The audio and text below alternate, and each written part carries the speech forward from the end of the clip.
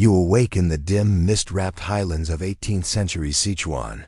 It is not yet morning, but the world is stirring. Not with roosters or chatter, but with the slow clack of stone pressing against stone. You are among tea brick workers. Their hands calloused, their backs arched, laboring in rhythm with the mountains. Today, we begin with the humble yet heavily controlled process of tea brick manufacturing, a practice so mundane it shaped entire economies. No battles, no kings.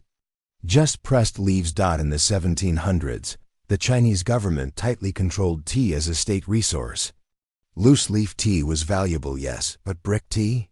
It could be stacked, traded, stored, and even used as currency. Tea bricks were created by steaming and compressing tea leaves into dense slabs using iron molds and stone weights. Each brick weighed about 2 pounds. To make a single one took over 8 hours of work, often in humid mountain huts. They were shaped to match imperial stamps, engraved with government logos, to prevent counterfeiting. The tea itself? Often not the fragrant kind you sip in salons, but powdered leftovers, stalks and sweepings. Yet when pressed, dried, and sealed, it had shelf life measured in years. Each brick was a portable fortune. Workers, mostly peasants and debt-bound laborers, were assigned to brick stations through government contracts. A man might press 2 to 3 bricks a day if lucky. A skilled tea mason, yes, that was a job title, might earn a handful of bronze cash per 10 bricks. Their tools were crude. Bamboo mats for drying leaves, stone slabs for pressing, iron molds to standardize, size copper stamps to validate authenticity. No one spoke much during work. It was hot, repetitive, and precision mattered. One misaligned mold could cause a rejected batch, or worse, suspicion of fraud. At night, many workers slept beside their day's batch. Theft was common. Rats more so. In some regions, especially Tibet and Mongolia, tea bricks replaced coins. A man might buy a horse with 30 bricks. A year's rent could cost 100. Governments used tea to pay soldiers and border lords. This currency came with bizarre logistics. Entire caravans were dedicated to transporting thousands of these brittle, weighty bricks across rocky terrain.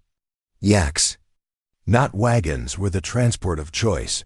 Their sure footing essential on narrow mountain passes. And yes, there were tea taxes. Bricks were taxed by weight and age. Some local lords developed secret methods to artificially age tea for hire. Market value. The smell of mildew was often mistaken for premium depth. But this tea-based economy wasn't foolproof. Humidity ruined stockpiles. Entire warehouses of tea bricks were lost during rainy seasons. Fakes flooded markets. Rogue presses created. Counterfeit bricks using weeds or dyed straw. Health concerns rose. Powdered bricks were often smoked or boiled, and low-quality batches caused stomach sickness. Still, the system endured. Why? Because tea wasn't just a drink. It was a routine, a ritual, a source of warmth in frozen outposts and a bribe in cold-hearted courts. Even now buried in forgotten ledgers from Qing bureaucrats are inventories listing 6,000 bricks, mild rot, suitable for Mongol tribute. And so as the fog settles over the brick stations once more, you wonder, who were the men who never drank the tea they made? Did they know their work fueled empires, or did they just count the bricks? You've left the tea presses behind. The scent of damp leaves fades. As you descend the mountains, in your hands, 2 neatly stacked bricks, packed tightly in hemp cloth. The path before you, 100 days of dust, risk, and trade. This section takes you deep into the logistics and dangers of the tea brick trade, across yak trails, smuggler zones, and frozen passes. Tea bricks rarely traveled alone. Once pressed, they joined massive caravans, sometimes 300 to 500 yaks or mules strong. Each animal bore 60 to 90 pounds of cargo. That meant thousands of bricks per journey. Caravan crews weren't merchants. They were licensed tea porters, often members of semi-nomadic families who specialized in long-haul delivery. Children as young as 10 joined, learning to read maps, interpret clouds, and tie cargo knots. And it was all tightly regulated. This legendary path, known as Chamaguda, snaked from Sichuan through Yunnan, climbing into the Tibetan plateau. It wasn't one road, but a network of mountain trails, narrow and treacherous. Some routes climbed over 4,000 meters. Others disappeared under snow for half the year. Avalanches? Frequent. Bandits? Common. Avalanches and bandits? Also not uncommon, yet caravans persisted. Because on the other end of these trails, a single brick might buy an entire month's grain ration. The Chinese Empire didn't just want to sell tea, it used it as leverage. In return for bricks, Tibetan rulers traded war horses. These horses were essential to frontier defense.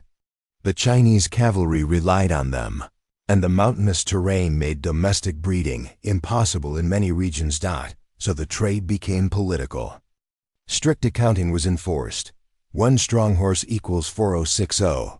Bricks weak or sick horses equals rejected. Inspectors from both sides verified the trade, often arguing for days over the age of the horse or the mold stamp of the brick. This wasn't casual barter.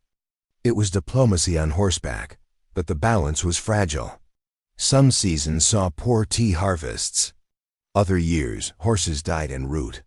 The empire kept detailed records of every exchange, including complaints like, 5 horses bore frostbite on arrival. Tea transporters claim ignorance, no tribute returned. Where there are trade routes, there are shortcuts. And smugglers. Many tea smugglers were former porters, fired or underpaid. They forged stamps, shaved weights off bricks, or hollowed them out to hide opium, silver, or messages. Fake bricks made from pressed bark and cow dung were occasionally seized, painted and lacquered to resemble the real thing. Border guards, often underpaid themselves, accepted bribes. Whole villages became known as tea ghost towns, places built around one purpose, redirecting and laundering counterfeit. Tea punishment? Severe. Smugglers were often branded or sentenced to tea labor camps, where they pressed bricks for the empire they tried to cheat. Still, the trade thrived. Tea porters faced extreme weather. In Yunnan, monsoons turned paths to mud rivers. On the plateau, nights dropped below -20°C. Frostbitten hands had to still tie the yak knots. Wet bricks had to be dried by campfire without cracking. They carried minimal food, mostly dried barley cakes, salted yak jerky, and tea. Yes, the same bricks they carried. A pinch boiled in water staved off fatigue and altitude sickness. Superstitions ran deep. Some crews sang lullabies to their yaks, believing it calmed the load. Others painted red dots on bricks, charms against snow demons. A broken brick mid-route? Considered bad luck, often tossed into rivers as offering. Each crew left behind stone markers along the path, small cairns with scratched characters, prayers for safe return. Many didn't dot as you sip the warm tea made from a sliver of the brick. You carry, you ponder. Was the tea more valuable than the man who carried it? And how many hands did it pass through before it reached the lips of an emperor? You've made it. After hundreds of miles across fractured stone and freezing nights, your bricks arrive, not in palaces first, but in smoke-sweet tea houses lonely. Garrisons, and the storerooms of history. This final section reveals what became of the tea bricks once they reached their destination, and how this once thriving trade quietly dissolved into bureaucratic dust. In Tibetan towns like Lhasa or military posts like Xining, the arrival of fresh tea bricks was a small festival. Not with trumpets, but with boiling kettles and low conversation. How was brick tea prepared? First, a small portion of the brick was shaved off with a blade. The flakes were boiled, not steeped, in yak butter, salt, and sometimes barley. The result? Butter tea, or pocha, thick, salty, oily, and deeply warming. It wasn't sipped so much as gulped. It filled stomachs, greased lips, and kept monks, herders, and soldiers alive through punishing cold. In some temples, tea was ritually shared each morning. In others, bricks were ground into powder and used to treat minor illnesses, digestion mostly. Tea was medicine before it was pleasure. A small irony: the men who pressed the bricks never tasted the version served here. Many of the bricks were not drunk. They were delivered to Tibetan monasteries, local governors, Mongol tribal leaders, borderland warlords, and the occasional disgruntled general. These weren't gifts of flavor. They were bribes in disguise, softened by protocol. Every brick bore an official stamp and sometimes a name or insignia of the region it came from. Some bricks were pressed with imperial poems, others with auspicious symbols, like cranes or peaches. Even minor officials might receive 20 to 30 bricks a year as part of their tribute share. More powerful figures received carts worth, which they redistributed to build loyalty. It was said, "A man who holds bricks feeds loyalty. A man who drinks alone is already lost." But as with any system built on routine and politics, rot creeped in. By the mid-1800s, the tea brick trade was slowing down. Not because the demand faded, but because bureaucracy bloated and modern economics marched in.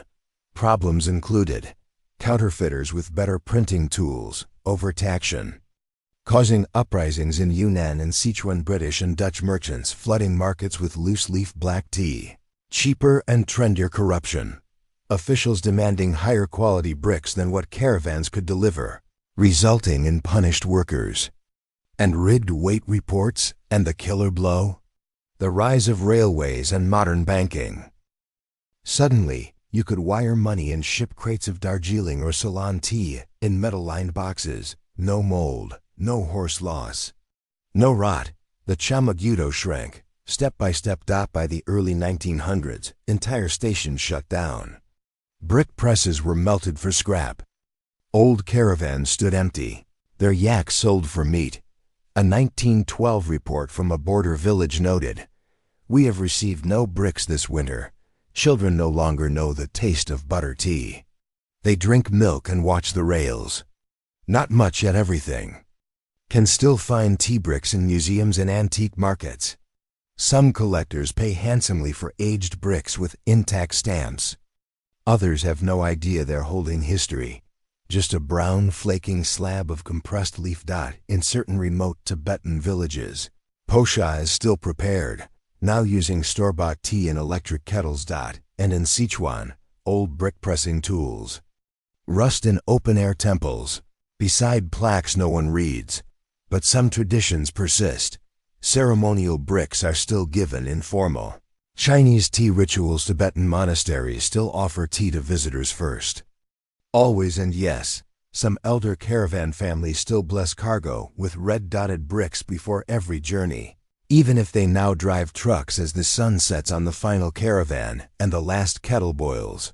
You can't help but reflect, how did something so boring, compressed leaves, hold up empires, bribe kings, feed armies, and shape entire borderlands? And in this world of instant drinks and digital currency, what are our tea bricks now? It's midnight in Edo, 1785. The city hums with the muffled sounds of breathing wood, distant footsteps, and the occasional gust of wind rattling a paper door. A single lantern swings above a shop sign, faintly glowing. And beneath it, a man squints at the flame, not to read, but to record it. Tonight, you're shadowing one of the most forgettable, least romantic jobs in Tokugawa, Japan. The lantern inspector. Edo, the capital of the Tokugawa shogunate, was the largest city in the world by the mid-1700s, a city of over 1 million people, mostly packed into neighborhoods built of wood, bamboo, and paper. That meant one thing: fire was the enemy. Dozens of fires broke out every year. Some burned entire districts. The Great Fire of Mairaki in 1657 killed over 100,000. Ever since, the government became obsessed with fire prevention.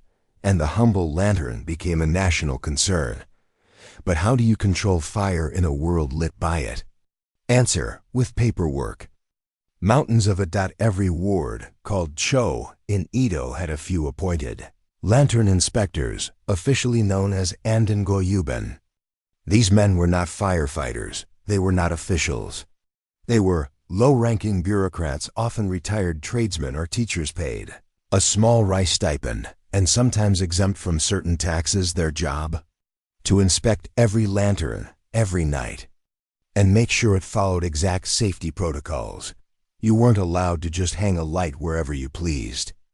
Each lantern had to be enclosed in oiled paper, contain a wick of approved material, be positioned at a state-approved height from the ground, be extinguished by a specific hour unless you had a late burn license.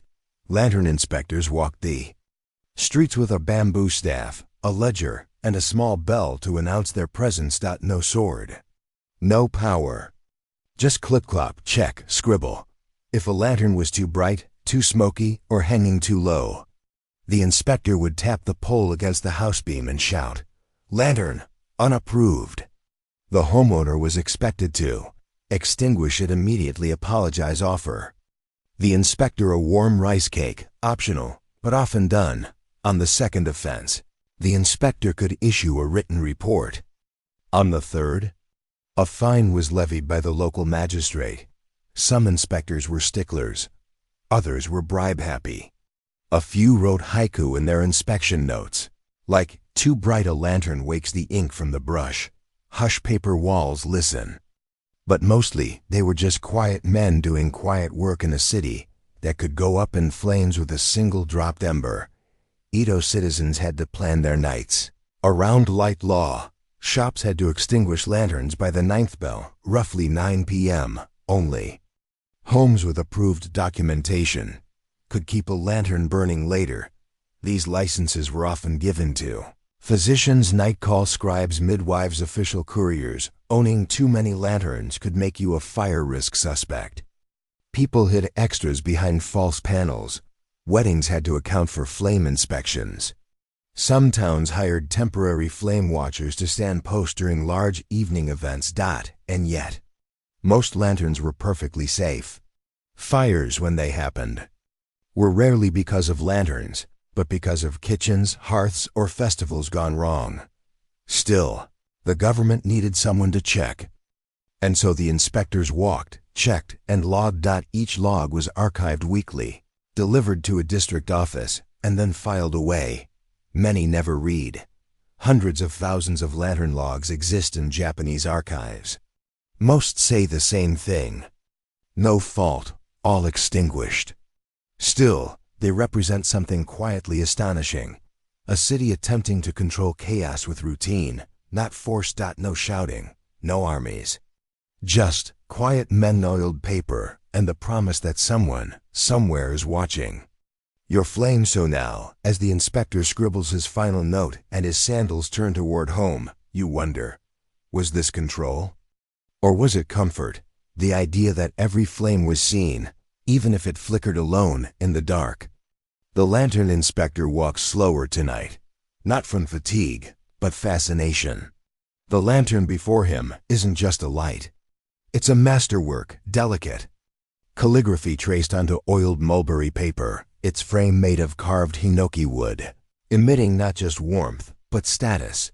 Tonight, we explore how the simple lantern was not just a tool, but a statement, and how the men tasked with regulating them became, unintentionally, the gatekeepers of beauty, class, and quiet rebellion. In Edo period Japan, everything, even the mundane, could become an art form. Lanterns, anden, chochin, and banbori were no different. Materials mattered. Paper came from gampi or mulberry, prized for glow and strength. Ink was made from soot, mixed with fish glue for lasting. Color frames could be pine, cheap, hinoki, standard, or even lacquered cedar for wealthy homes. Types of lanterns varied by use. Anden, indoor stand lanterns, used by scholars and reader. Shochin, collapsible paper lanterns, often carried or hung outside a banbori, decorative festival lanterns, More about show than function, even the flicker of the flame mattered, considered part of the ambience. Merchants competed in subtle luxuries, whose lantern glowed softer, whose brushwork calligraphy curved more poetically, whose paper diffused light, just so. And every single one of them, rich or poor, could be cited by Inspektor, inspector for non-standard width. This created tension. By mandating the height, shape, and placement of lanterns, the state attempted to flatten class and limit fire risk. But people, especially artisans, found creative loopholes. Oversized lanterns mounted inside window frames, secret compartments in Chochin lanterns to hide charms or love notes using perfumed oil and wicks, creating scented glow, strictly forbidden. Some towns even had unofficial competitions for most beautiful lantern.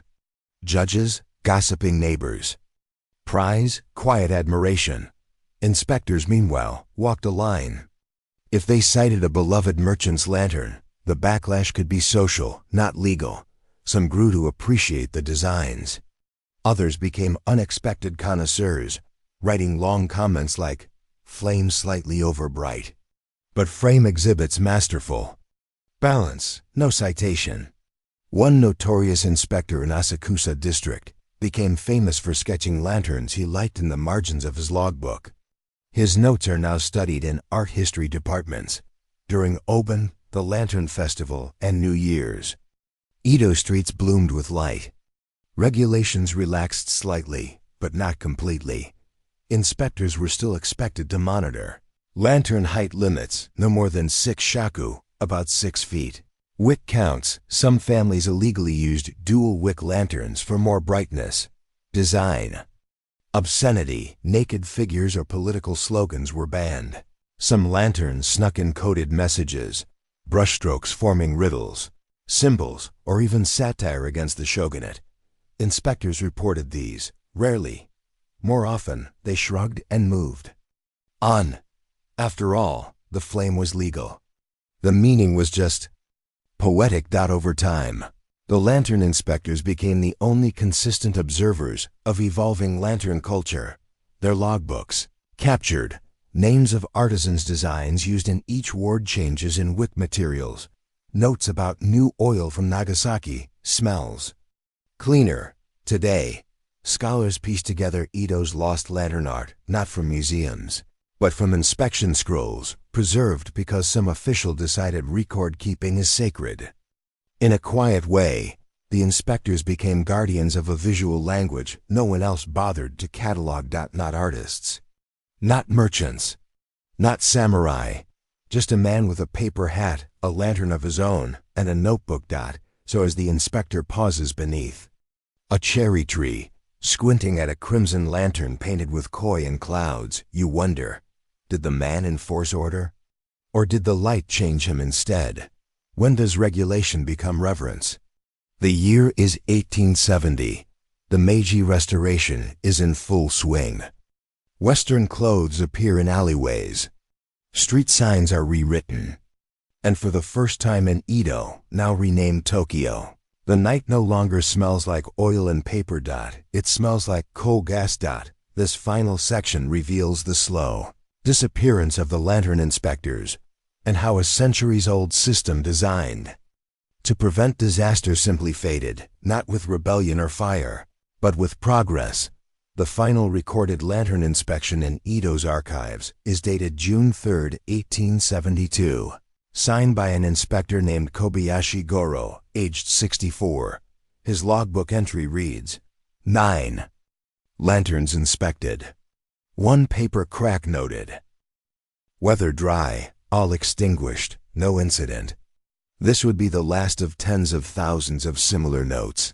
Within months, the Meiji government introduced a centralized bureau for urban lighting, managed not by neighborhood bureaucrats, but by engineers and foreign-trained inspectors. The lantern codes were repealed.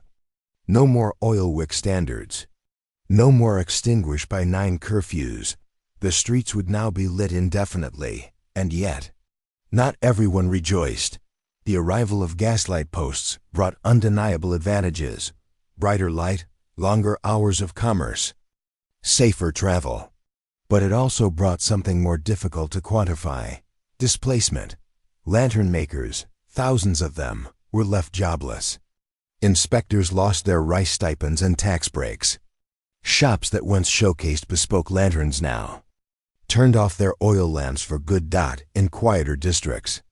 Residents protested subtly, relighting their old paper lanterns despite the gas lamps carving lantern-shaped charms and hanging them on walls, staging lantern wakes, where neighbors gathered to drink tea and thank their family lanterns before retiring them forever. A few stubborn shops refused gas altogether, continuing to operate by lantern until the early 1900s, citing atmosphere.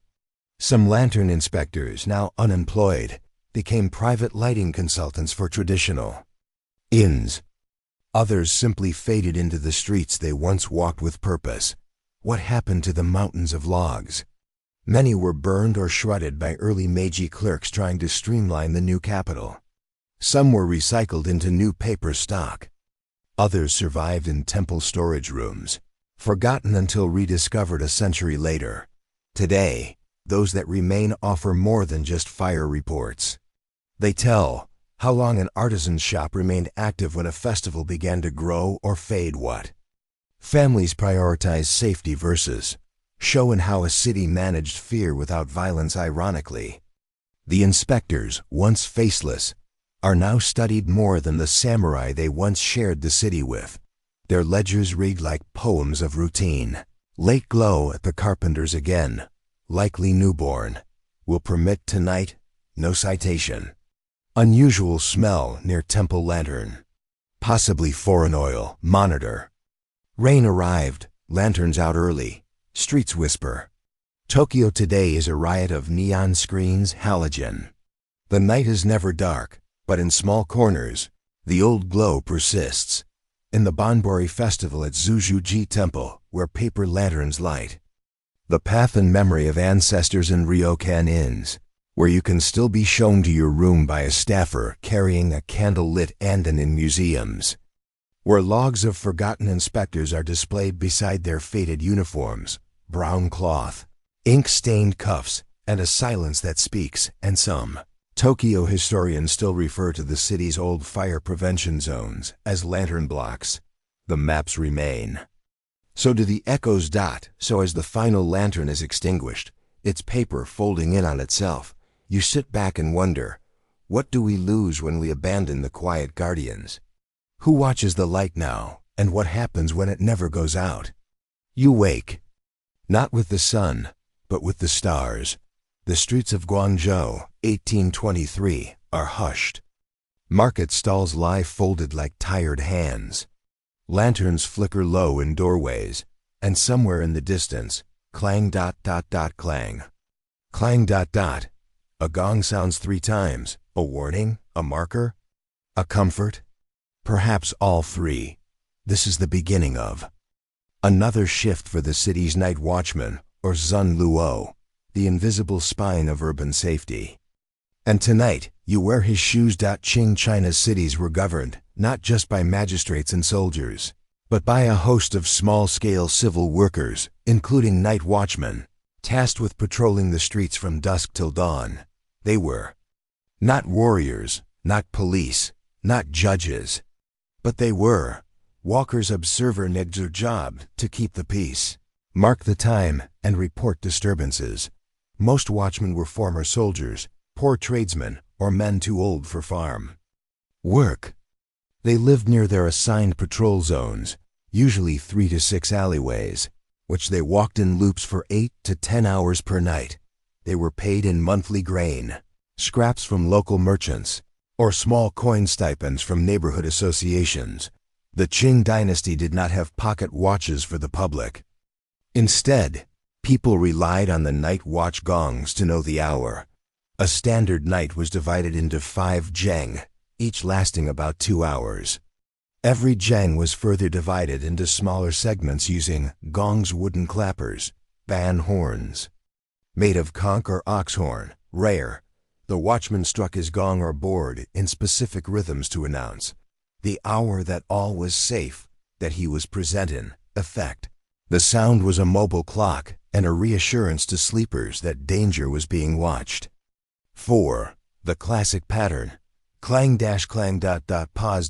clang. This meant third jang. All clear. Each watchman carried a small gong or bandboard, a lantern with district emblem, a logbook, rarely written during patrol, mostly after, a wooden truncheon, just in case. He wore straw shoes, cotton wraps, and a wide-brimmed hat soaked in oil to protect against rain. Despite the gong, the job was mostly silence. Watchmen were expected to walk every alley in their zone, report suspicious fires. Noises or smells intervene in fights, drunken disturbances, or illegal gatherings, help the lost or sick, record lights left burning past curfew, identify open gates. A major concern: they were not allowed to enter homes, carry swords, or make arrests. Instead, they documented, and if needed, alerted the Yamen local office. The phrase most often heard during their patrol was, "All is well, all is still, third watch, rest in peace. Ping and Wu Shi San Zheng." This mantra was sung softly, repeated over and over. In many cities, children fell asleep to the sound. It became a lullaby of reassurance. Despite the rules, real life crept in. Watchmen had favorite spots: a friendly noodle stall that stayed open late, a temple doorway shielded from rain, or a wealthy home whose servants sometimes left out hot tea and rice balls. Some became local legends, known for their steady voice or bravery during fires. Others were less noble. Some sold advance warning to gamblers or courtesans during raids. A few took bribes to look the other way. One infamous watchman in Hangzhou was caught sleeping in a wine shop every night and hiring a boy to walk the gong route for him. Still, most were ordinary men, walking 15,000 steps a night, watching others sleep. So now, as you pause in the stillness, hand resting on your worn wooden gong, you wonder, does the city dream differently when someone walks its dreams for them? And who watches the watchman when everyone else forgets to remember him? The gongs are silent now. The city stretches, yawns, and rubs its eyes. But you, the watchman, do not rest yet. You've just finished your rounds. The streets you've patrolled since dusk now belong to butchers, vendors, and early temple goers. As people begin their day, your own becomes invisible.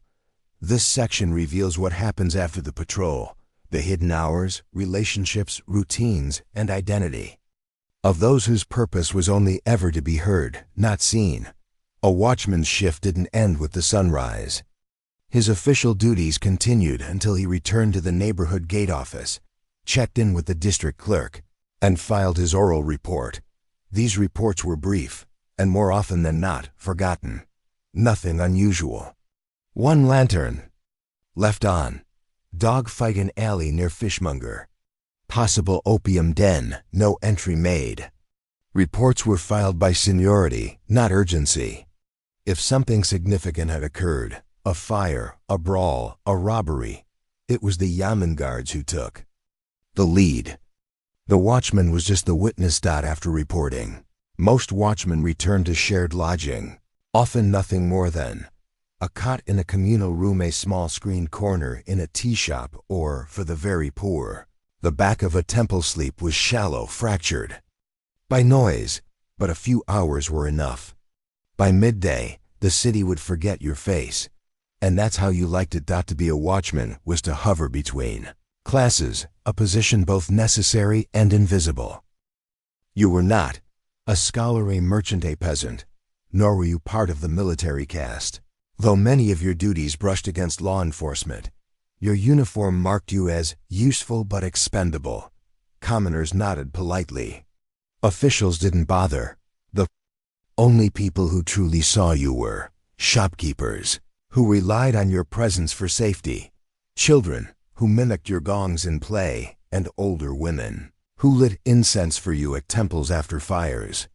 Some neighborhoods showed quiet gratitude, offering dumplings during the Lantern Festival, or tipping during mid-autumn with sweet buns, but mostly, You walked the line just above poverty, just below dignity. There was no formal academy. To become a watchman, you either inherited the job from a father or uncle applied through the District Gentry Association, or were placed there by a magistrate after failing at another job, often military or courier work. Training was simple and brutally practical. Learn the gong rhythms for each zheng, memorize the watchman's chant for your city, the patrol route until you could walk it in total darkness. Learn to recognize 50 common smells: smoke, opium, mold, dead animal, lamp, oil. There were no weapons. If attacked, your job was to alert, not to intervene. You were given a wooden baton, mostly symbolic. Elders often passed on non-official tips. Never enter a fight between a drunk and his wife. If the alley is quiet too long, check the rooftops. The moon's reflection can trick you. Always walk where the dirt is warm. These weren't in the manuals, but they mattered more. By afternoon, some watchmen worked odd jobs, mending nets, chopping wood, writing letters for the illiterate. Few watched the city from shaded tea shops, noting the same alleys they patrolled by moonlight, but most simply blended in. They had no ceremonial role, no seat at festivals, no official recognition. Only during fire emergencies or major arrests were they mentioned, and even then, barely. Still, their internal clock ticked differently. They moved at night pace, talked softly, looked at shadows with intention. And every now and then, while walking the market, a stranger might nod and say, "I slept well last night. Thank you." Nothing more. Nothing less. So now, as the sun climbs above the tiled rooftops and the world forgets your name again, you wonder, is peace only noticed in its absence? If your footsteps prevent chaos, do you need anyone to remember them? By the late 1800s, the alleyways of Guangzhou had changed. Gaslight flickered at intersections. Tram bells competed with temple chimes. The world was moving faster. And somewhere, between electric light, reformist fervor, and urban planning, the night watchman was quietly erased. In this final section, we follow the dissolution of a centuries-old role and examine what it means when a society chooses efficiency over ritual, light over rhythm. During the late Qing reforms, especially post-1860, local officials began reshaping city life under pressure from Western trade powers' internal modernization. Campaigns, widespread rebellion and unrest, Taiping Boxer, etc. With these pressures came a new obsession: order by standardization, not by custom.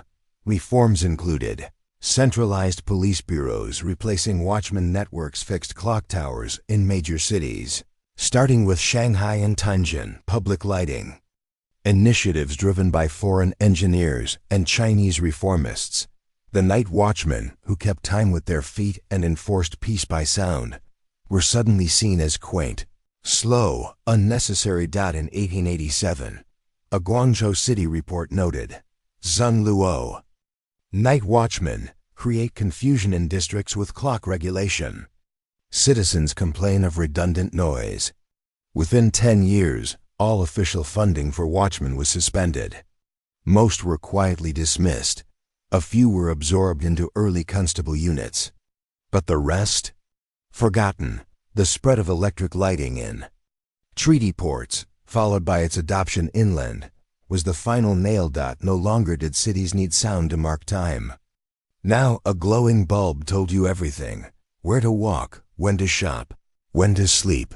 But something else disappeared with the watchman: the neighborhood-specific chants, the zheng timekeeping system, the culture of night peacekeeping without policing in its place came uniformed officers, many trained in Western-style law enforcement. They carried batons, not gongs. They filed criminal reports, not nightly poems, and with them came curfews, arrests, and the criminalization of nighttime presence. The watchman had been a presence, not a threat. The new system viewed darkness as criminal by default. By the early 20th century, most urban Chinese youth saw night watchmen as symbols of an outdated age. They were mocked in street plays and comic prints. The Lazy Gong Man, a folk tale of a watchman who overslept through a burglary. The Three Zheng Faker, a satirical ditty about a man who made up gongs from his bedroom teachers, stopped referencing. The Zheng system. Children stopped recognizing the chants. When asked, some believed the gongs were used to scare ghosts. Nothing more. The living memory vanished within a single generation. And yet, not entirely. In a few villages, the tradition survived, not as a job, but as a festival reenactment. During Lunar New Year or Ghost Month, volunteers walk the old watchman's route, sing the old peace chant, strike replica gongs with wooden mallets, and pause, symbolically, at ancestral gates in Guangzhou's museum archives. A few dusty logbooks remain. Most are unlabeled, some are unreadable. One is signed in faint ink. No fire, all still, fourth watch. Lao He, District 9, 1871. And today, on some quiet nights, elderly residents of the old quarter claim they can still hear a gong. Faint, rhythmic, from somewhere deep in the alleyways. Just memory. Maybe. Or maybe the night remembers those who remembered it. So now, as your last shift ends and your final chant fades into the waking world, you wonder, did we lose safety? Or silence? Was the world better lit, or just noisier without you? The air is thin at 11,000 feet, but you breathe like a bird. Your calves are stone. Your stride is silent. You're a Chasqui, an imperial postal runner in the mighty Inca Empire. And today, as always, you run. No script. No scroll, just your mind, your legs, and a pair of knotted cords known as quipu. What's in the message? Only you know. What happens if you forget? You don't. The Inca Empire, 1438 to 1533 CE, stretched across 2,500 miles from modern-day Colombia to Chile, without wheels, horses, or a written language. So how did news, laws, and orders travel? Runners. Thousands of them. They formed the Chasqui system, a high-speed communication network powered entirely by human endurance.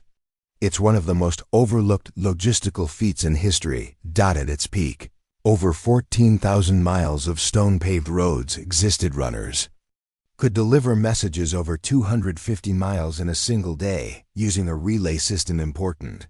Messages from Cusco could reach the empire's farthest borders in under 5 days. Every message passed through Chasqui hands, sometimes hundreds of them in a chain. Chasqui didn't run the whole empire solo.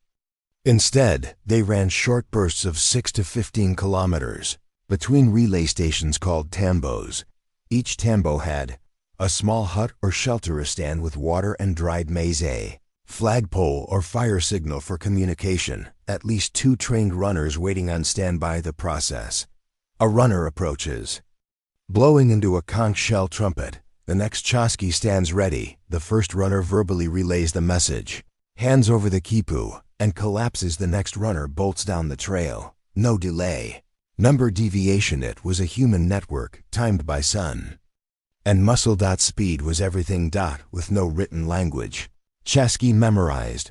Oral reports, emperor's orders, population counts, agricultural inventories, or even descriptions of foreign envoys to support their memory. They carried quipus, cords with knotted strings representing numbers, categories, or coded ideas. But the context?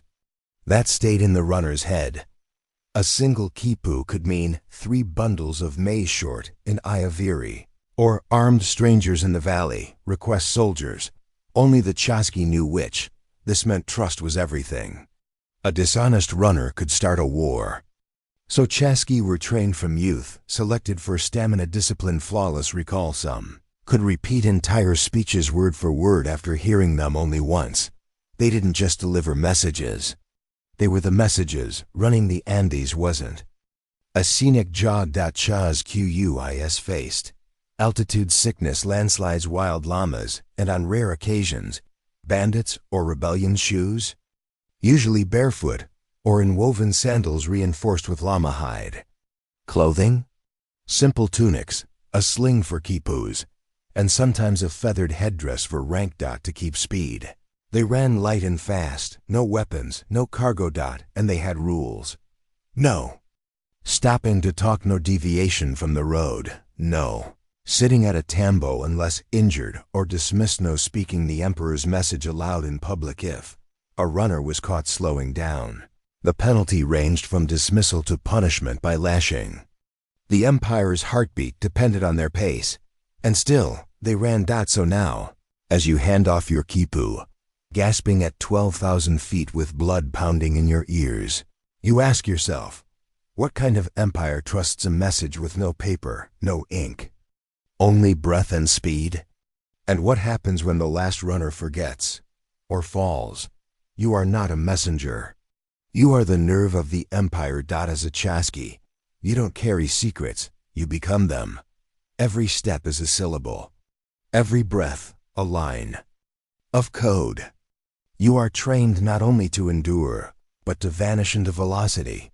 This section explores the daily life, training, and social role of Chasqui, the empire's fastest, most trusted citizens.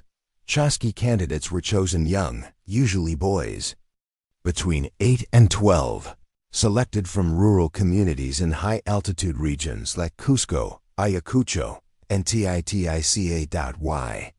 Because children raised at elevation developed strong lungs, enlarged capillaries, adaptations to low oxygen, essential for running at 14,000 feet. Training involved memory drills, reciting lists of names, crops, or events, quipu reading and tying, encoding and decoding basic data, map walking, learning relay routes through trails, landmarks and tambos, chant pacing, syncing memory to footsteps for message, rhythm, endurance running. Some boys ran 20 kilometers a day before their teens. They also learned the nonverbal code of the system. If a quipu was tied with black thread, equals military. Urgency if sealed with feathers, equals message for royal ears only. If knots were reversed, equals coded message. Requiring specific interpreter, this was more than fitness. It was neurological conditioning, creating humans who could memorize logistics, locations, and context, all while sprinting across cliffs. Runners weren't mindless couriers. They had to understand the messages they carried, even if they didn't speak them. Messages included tax tallies, harvest forecasts, ceremonial orders, i.e., who brings the corn beer and when, enemy movements, because quipus were shorthand, not full instructions. Only the Chasqui could deliver the whole meaning. Mistakes were rare, but when they happened, punishments were swift. Retraining, reprimands, or in extreme cases, banishment from the road. In some cities, failed runners were assigned to canoe work or field counting, still important, but off the trail. A subtle demotion. The message was clear: you forget once, you don't forget again. Despite their simplicity, Chasqui were respected, sometimes even revered. They were exempt from most taxes, given food and drink at any tambo, allowed to speak directly to noble officials, given ceremonial feathers or sashes for elite routes in festivals. Elite Chasqui appeared with painted faces and gold-trimmed sandals, symbols of their speed. They often carried mock quipus during parades, performing symbolic handoffs to represent the empire's unity. Some noble families arranged marriages between their daughters and renowned runners to tie the family to the road. Yet others looked down on them, especially the coastal elites, who saw runners as countrymen with muscles, not minds. Still, none dared insult a Chasqui mid-route. Doing so could mean imperial sanction, or worse, removal from tambo access, which would isolate your village from food, aid, and orders. In a world without phones, this was equivalent to exile. Runners didn't speak unless necessary. That was the rule. Each leg of the relay followed a ritualized rhythm. Blow the conch, announce, approach, deliver message with precise phrasing, confirm eye contact and accuracy, turn, and run, forget everything you just said. This was mental hygiene. You didn't carry messages in memory for long. It was like breathing data in, exhaling it out. This kept the runners psychologically light. The best Chasqui could deliver 15 separate messages in a day, handle multiple quipus at once, repeat messages word for word even weeks later. If re-questionata, few were even rumored to be polyglots, able to memorize Spanish or Quechua translations during the empire's final years, though no confirmed records survive. So now, standing at your tambo scanning the horizon, you ask, if the empire fell tomorrow, would its memory still survive in the bodies of those who carried it? Or would it vanish the moment the runners stop running? You can hear the panic before it reaches you. Tambos are silent. Quipus hang untouched. The conch shell is still. The trail, once vibrant with footfall and flame, has gone quiet. And you, the Chasqui, are holding a message, with no one left to receive it. This section traces the disappearance of the Incan postal system, from the arrival of the Spanish conquistadors to the collapse of the last relay. A system built on lungs and trust, gone in a blink of colonial history.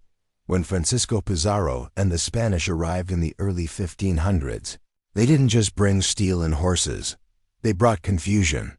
The Inca Empire was mid-civil war between brothers Atahualpa and Huascar, both of whom had Chasqui feeding them information daily.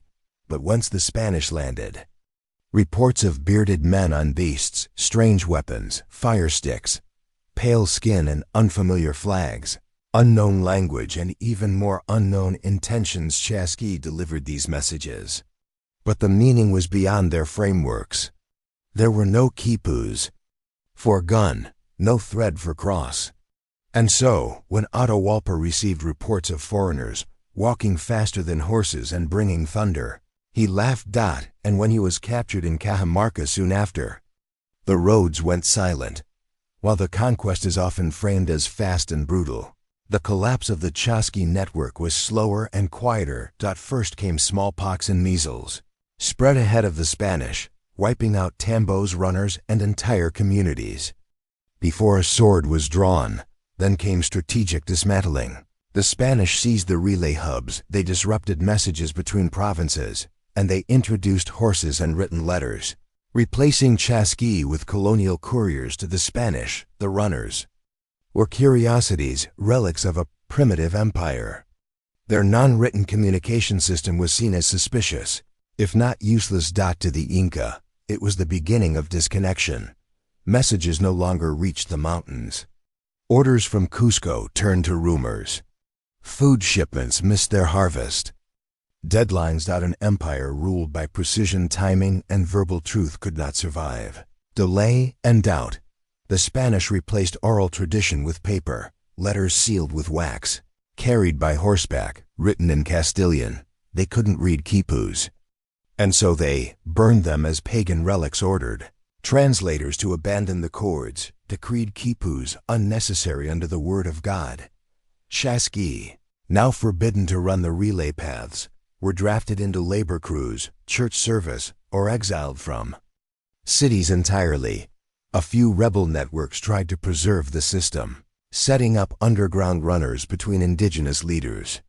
These were hunted and punished. By 1572, with the fall of Vilcabamba, the last Incan stronghold, the final known Chasqui relay was dismantled.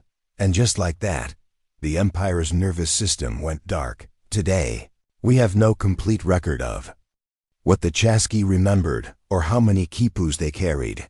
Many quipus were destroyed. Runners were never formally recorded, and the roads were repurposed for European trade. But the trails still exist.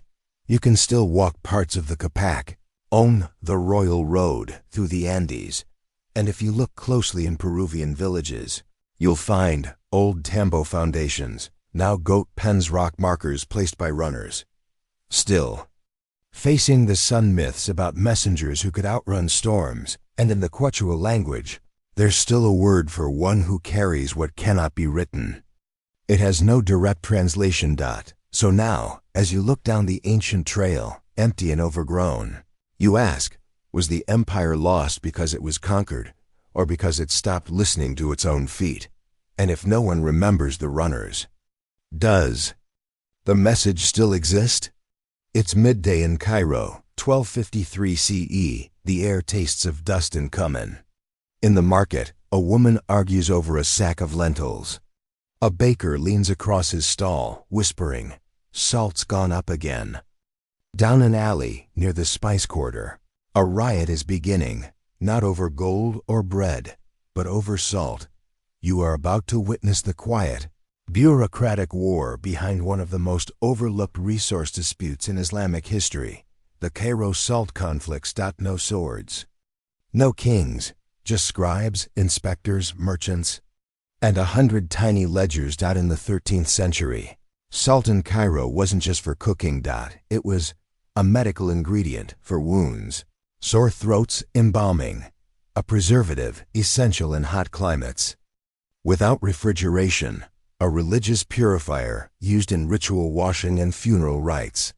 A trade standard, sometimes used in bartering, particularly in southern provinces. And most importantly, it was a state-controlled commodity. Under the Mamluk administration, salt was classified as a strategic resource, meaning its price was regulated by government-appointed market inspectors, mutasib. Its distribution was taxed through weigh stations and guilds. Its export was restricted, often prohibited during shortages. That meant if salt ran short, the bureaucracy felt it before the people did. And when both felt it, trouble brewed. The trouble started slowly.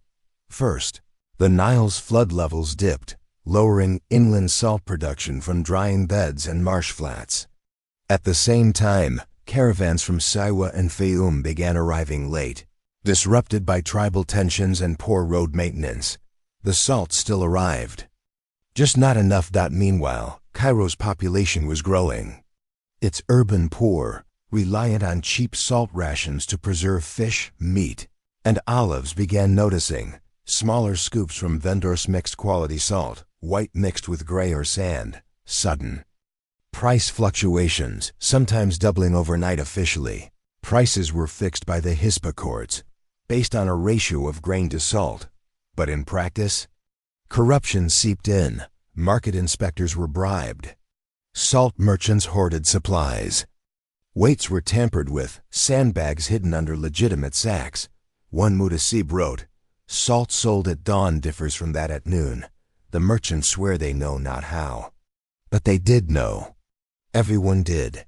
Every merchant was required to keep a salt ledger, a record of how much salt they bought, from which supplier at what price, to whom it was sold, and in what amount. These books were inspected weekly. A missing line could mean fine, suspension from trade, or even temporary imprisonment. As shortages worsened, more ledgers were forged or double-written. Some merchants reported fake stockpiles to avoid accusations of hoarding, created ghost buyers. Non-existent customers listed in the margin sold low-grade salt under false names. Often to the poor, the records became fiction. And when the records break, the markets break soon after. The final straw wasn't a tax. It was a kitchen problem. Cairo's working women, many of whom preserved food at home, began organizing informal meetings in bathhouses and public fountains. Through gossip and shared rations, they realized their salt weights were shrinking. Prices rose every week, yet the official market reports claimed stability. They didn't need math to know they were being lied to. And so, in late 1253, a group of women, mostly washerwomen and widows, marched to the spice market and overturned a cart of government-stamped salt. The riot lasted only a few hours, but by evening, 13 stalls were burned, 2 inspectors were beaten. Every ledger in the market office was destroyed. The court declared the event a disruption by ungrateful citizens. But the people? They remembered it as the day the air lost its taste. So as the sun sets and the salt remains locked behind iron doors, you wonder, when the smallest things, salt, scales, are corrupted, how long before society crumbles too? And who counts the grains when the books are ash? It's been a week since the salt riot of 1253. The stalls have been rebuilt, the burnt ledgers replaced. But a new tension simmers. not in the streets, but behind closed doors. The Mamluk state, humiliated by a riot over something as common as salt, begins its countermeasure, a bureaucratic siege. This section explores the official response to the crisis, the inspectors, informants, forged weights, and the silent war. To regain control of the salt supply. The Mutasib, Cairo's official market inspector, was not a soldier, but he had powers nearly equal to one. He could shut down shops, levy fines, confiscate goods, demand sworn testimony, and even order public flogging for repeat frauds. After the riot, pressure from the Diwan al-Amwal Treasury Court landed hard on his shoulders. Their demand was clear: prove the market is stable, or we'll prove you're the instability. So he turned to Cairo's most feared form of regulation, salt surveillance.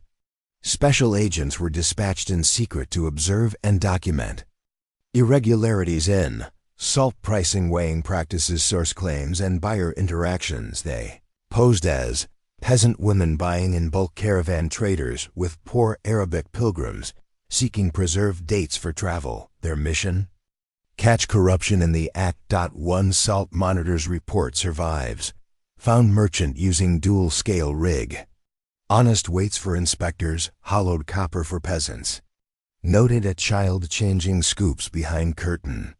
These agents often carried hidden ledgers stitched inside their robes, where they recorded quantities and seller names in shorthand. Once gathered, the evidence was compiled into a salt violation scroll, reviewed weekly by the city magistrate. In response, merchants developed defensive tricks: dual-scale boxes, one for inspections, one for customers', false bottoms and salt sacks, filled with pebbles or flour to mimic weight per weighted coins, shaved to reduce payment. Sand mixed salt.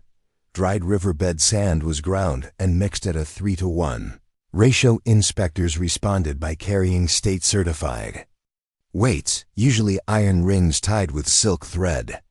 These test weights were dropped into scales unannounced. If a merchant's weight differed, punishment followed. Some tried to bribe their way out. One man reportedly offered the Mutasib a barrel of imported honey. The bribe was accepted. The man was still flogged. Justice, Cairo-style. As the crackdown intensified, the government attempted to rebuild public faith in the market, instituted open weighing stations, public platforms where citizens could verify. Salt for free mandated all vendors post salt origin banners, i.e., Siwa salt, tax paid, official seal. Issued new ledger books with dyed red edges to mark authenticity, offered small rewards, dates, lentils for whistleblowing. This helped slightly, but the core issue remained. The salt supply was still unstable. The Nile's erratic flooding continued. Southern routes were still unreliable, and the growing population pressed harder on the system. So trust, not law, became the final currency. People didn't shop where prices were best. They shopped where salt didn't smell like river mud, and the seller looked them in the eye. So now, as the city breathes a tense kind of order and the inspectors tighten their scrolls, you wonder, can fairness be forced with ink and fines? Or does the market only behave when the people believe it does? The fires have been put out, the scrolls rewritten. But the taste of the salt crisis remains in laws, in guild charters, in kitchen gossip. This final section explores the long-term effects of Cairo's 1253 salt riots and reforms, how a single commodity reshaped urban power, gender dynamics, and market regulation for decades to come. Because in a city as old and layered as Cairo, no crisis ever truly ends. It simply becomes policy. In the aftermath of the unrest, the Mamluk authorities didn't just tighten surveillance, they restructured entire trade. Guilds, Kovith. Key changes included merging salt vendors with spice traders, placing both under stricter clerical oversight, mandating that every guild head submit monthly ration reports to the Diwan, replacing older merchant councils with state-appointed inspectors trained in both law and weights, prohibiting the use of family-run Scales, forcing guilds to use communal weighing platforms. This was the birth of Cairo's public trust markets, a prototype for controlled trade hubs. Salt was no longer just a spice.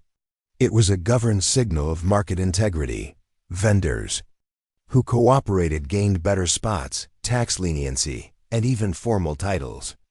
Those who resisted quietly pushed to less trafficked alleys. Salt made and unmade careers. Although often erased from official records, women played a pivotal role in Cairo's salt economy. They were the primary food preservers, buyers of household salt, organizers of local price watch networks, and in some neighborhoods, informal lenders and ration distributors. After the riot, this influence became too visible to ignore.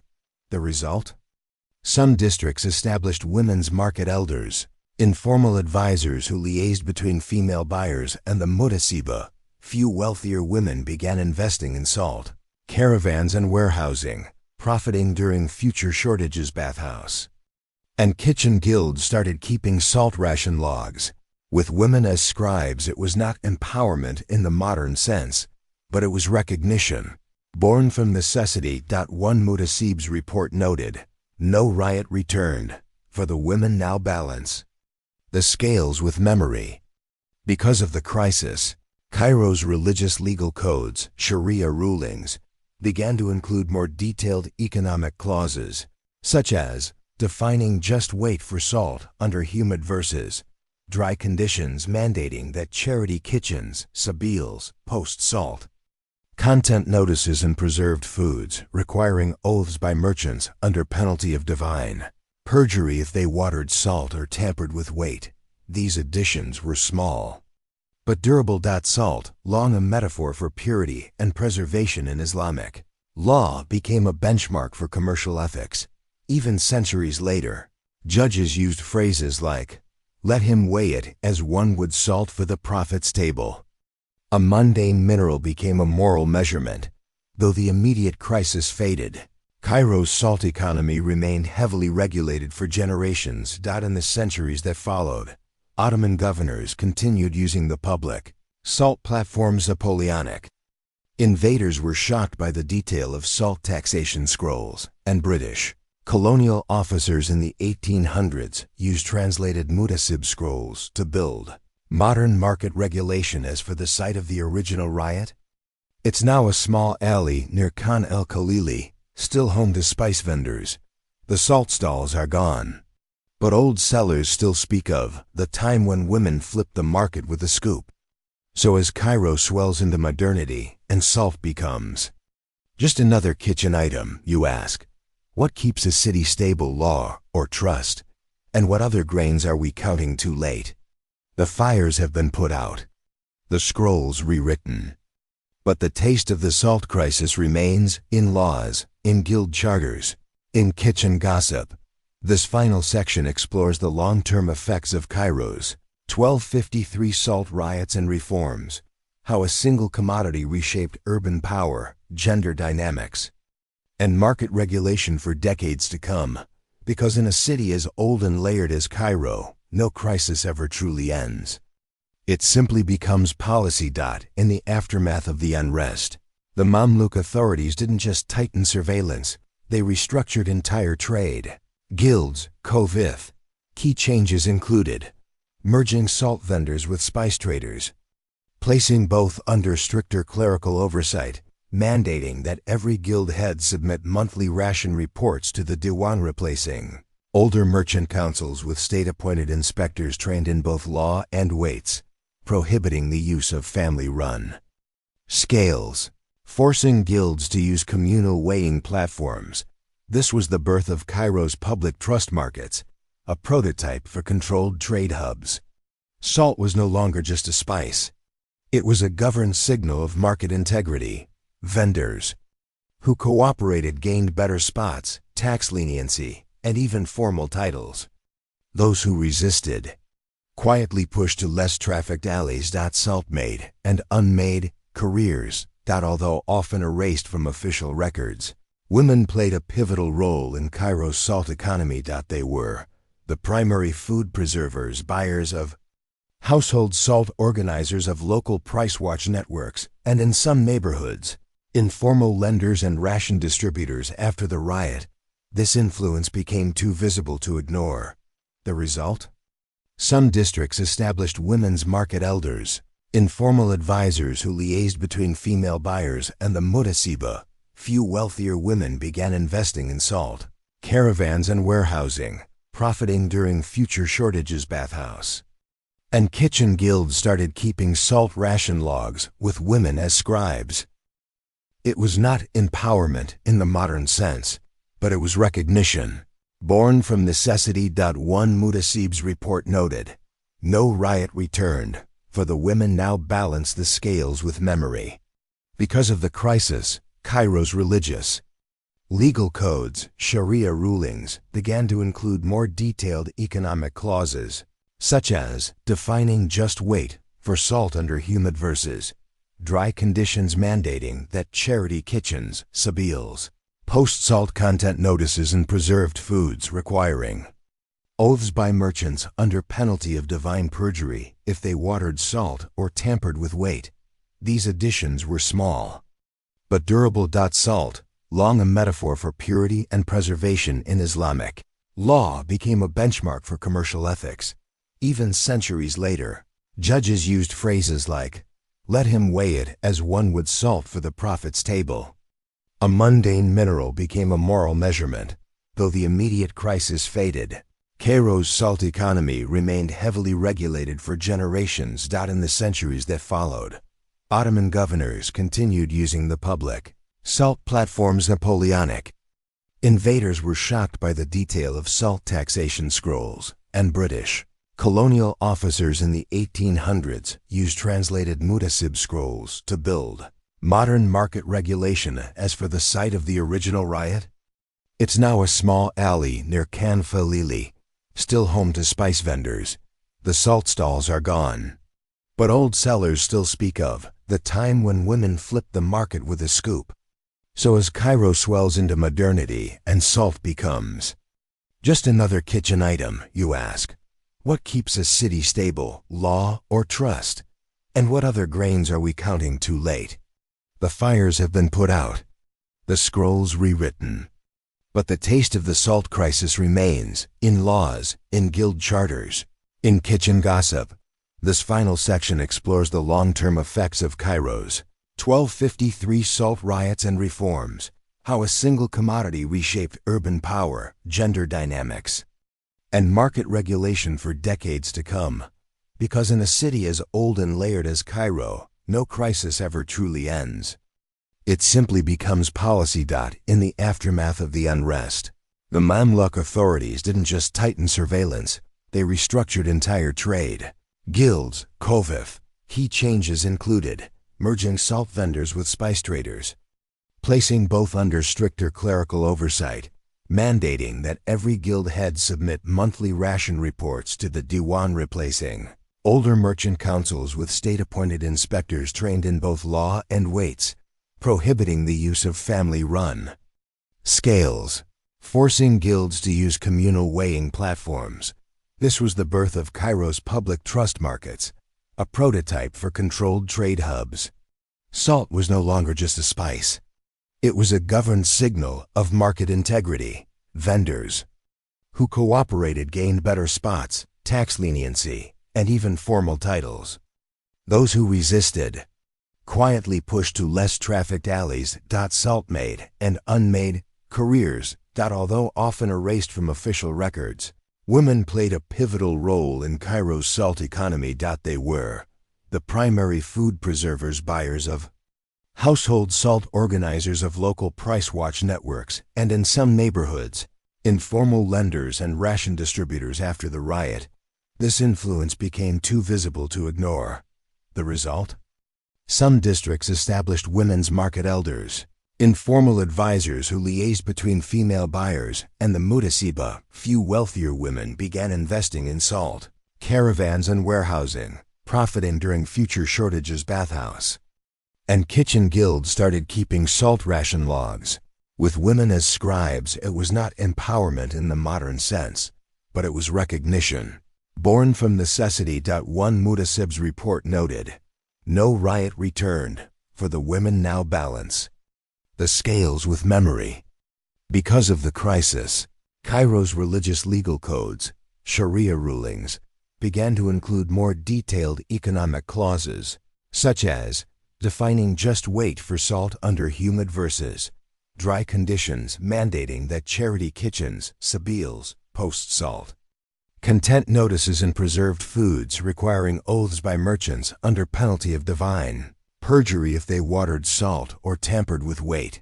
These additions were small but durable. Salt, long a metaphor for purity and preservation in Islamic law, became a benchmark for commercial ethics. Even centuries later, judges used phrases like, "Let him weigh it as one would salt for the prophet's table." A mundane mineral became a moral measurement. Though the immediate crisis faded, Cairo's salt economy remained heavily regulated for generations. In the centuries that followed, Ottoman governors continued using the public salt platforms. Napoleonic invaders were shocked by the detail of salt taxation scrolls, and British colonial officers in the 1800s used translated Mutasib scrolls to build modern market regulation. As for the site of the original riot, it's now a small alley near Khan Falili, still home to spice vendors. The salt stalls are gone, but old sellers still speak of the time when women flipped the market with a scoop. So as Cairo swells into modernity and salt becomes just another kitchen item, you ask, what keeps a city stable? Law or trust? And what other grains are we counting too late? It's 1882. London. You wake not to sun, but to soup, a choking yellow-gray wall of air thick enough to chew. The locals call it London peculiar. Doctors call it invisible death. The newspapers, a weather concern.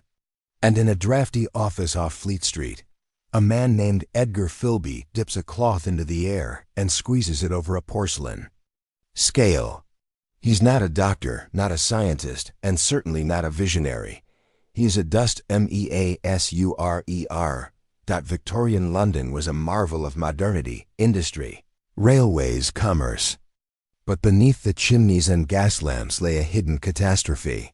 The air. By the 1880s, the city burned over 1 million tons of coal per year.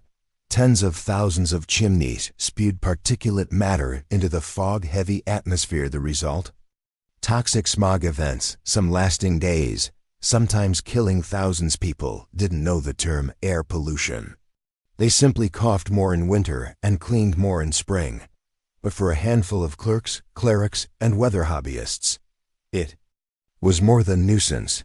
It was data waiting to be measured. There was no environmental science department in Victorian England. So the earliest dust measurers were amateur meteorologists, retired army engineers, city archivists with time and thermometers. Their tools were absurdly simple.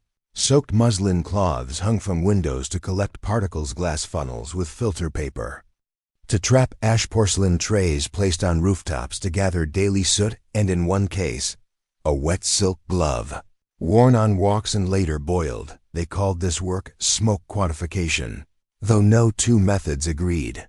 Philby himself, working in Holborn, developed a kettle soot index based on how long it took boiling water to blacken the inside of a silver teapot. 3 boils to soot means a poor day for children, he wrote in his logbook. By 1883, London had at least 27 unofficial fog trackers, all writing independently.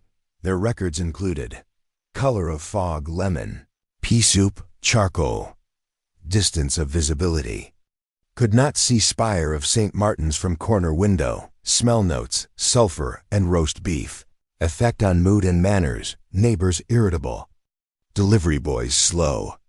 Most sent their logs to the Royal Meteorological Society, where they were ignored, until one severe fog in 1884 led to several hundred deaths from respiratory collapse. Suddenly, the government noticed. A new department was quietly authorized, the Sub-Office for Urban Vapors. Its job, to gather dust logs and try to make sense of the soot. The fog wasn't just thick, it was chemically complex. Early tests revealed high concentrations of sulfur dioxide, particulate ash from coal combustion, traces of horse dung, brick, dust, and dead insects. Philby and others experimented with chemical scrapes, using vinegar, urine, yes, and even wine to test soot acidity. They invented wild theories that fog spread bad tempers, that soot particles carried moral decay, that dust might be counted to predict stock market crashes. Most were wrong. But one idea stuck: measure the dust, track the deaths, prove the link. It was the beginning of public health epidemiology, and the birth of a war not against people, but against air. So now, as Philby scribbles in his notebook while coughing softly into his cloth-filtered handkerchief, you wonder, what happens when the enemy isn't seen, but breathed? And can a teapot and a diary defeat an entire city's smoke? It is now 1885. London's fog no longer surprises anyone. But now it's being counted. What began as a solitary habit among amateur soot collectors has evolved into a city-wide, unofficial dust network. There are no uniforms, no wages, only obsession, rivalry, and the slow statistical revelation that maybe, just maybe, air can kill. And if it can kill, then someone must be blamed. Or better yet, measured. The Royal Meteorological Society, once dismissive of soot watchers, now archive their logs in brown folios labeled Voluntary Observations, Atmospheric Conditions, Metropolitan. Each volume contained daily fog thickness by district, visibility, scores from street lamp sketches of soot patterns on laundry lines, notes on nosebleeds and Monday coughs.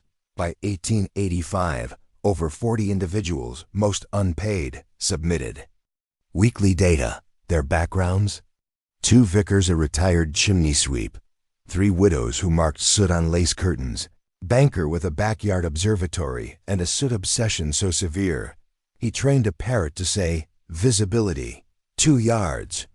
These were the first air quality scientists, even if no one called them that yet. Not all dust was accepted as truth. Some collectors questioned each other's methods. Was chimney top soot a fair sample? Should fog be measured at eye level or rooftop? Did coal ash count if it fell during wind, not fog? Pamphlets flew. Arguments filled public lectures.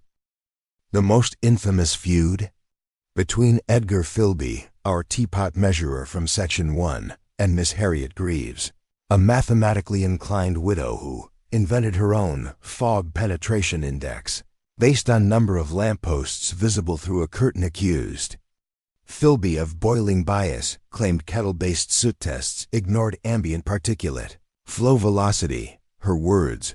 Philby retaliated by publishing the scathing letter in the London Fog Journal, declaring, Mrs. Greaves may know algebra, but she would not last 1 hour in a Holborn alley soot thick with industrial sorrow. The Royal Meteorological Society, amused but overwhelmed, eventually declared that neither party's data was invalid, and both continued collecting. London, it seemed, had enough smog for everyone. For the first time, doctors joined the soot debate. At St. Thomas's and Guy's Hospital, clerks began correlating soot levels in neighborhoods with increases in bronchitis admissions and spikes in funeral notices after heavy fog days. One doctor coined the phrase Tuesday lungs, referencing the midweek spike in respiratory complaints. After Monday fogs, when people returned to street work after staying indoors on Sunday. This led to soot-safe zones around schools, largely unenforced, early campaigns for chimney filter legislation, clergy-led petitions for clean coal, which did not exist. Still, industry pushed back, and officials insisted the fog was a natural weather phenomenon, not an industrial side effect. But the dust counters knew better. They had years of data. And lungs don't lie. By 1886, Parliament had quietly formed a review committee, the Subcommittee for Air Impacts on Civil Health. Their first move? Request all available fog records, public and private. Over 800 logbooks poured in. Some were flawlessly organized, scribbled on napkins, written in rhyme, illustrated with coughing stick figures. The government, unsure what to do, appointed a clerk with no scientific background to make a digest. His name was Edmund Bellwether, and he would become accidentally famous for turning amateur soot scribbles into the first official draft of air quality zones in London. His 1887 memo included this line: "I cannot explain the fog, but it always visits the poor more violently." And with that, air became political. So now, as lamplighters vanish into the haze and logbooks thicken with ink and illness, you wonder, when does a fog stop being weather and start being policy? And if truth lives in margins, how long until the margins matter? It is now 1887. London's chimneys still smoke. The fog still rolls in thick as gravy. But something is changing, not in the air, but in how the air is spoken of. The data has done its work. The city no longer shrugs off the cough. This final section traces how the obsessive work of dust measurers, fog diarists, and soot scribbling clerks slowly transformed into formal regulation and laid the unlikely groundwork for modern environmental policy long before the term even existed. Edmund Bellwether, the unqualified parliamentary clerk, handed a pile of soot logs and told to make sense of it. Did exactly that. He produced a 93-page report titled "Observations Regarding the Air, with particular focus on fog, smoke, and urban vapors as pertaining to the health and habits of the lower classes." It included hand-drawn maps of fog-prone zones, weekly soot density charts based on lamp-post legibility, cross-referenced hospital admissions, excerpts from dozens of amateur observers, including Philby and Greaves. His conclusion: London breathes unevenly. Those who live lowest breathe worst. It was the first official government acknowledgement that air pollution disproportionately affected the poor.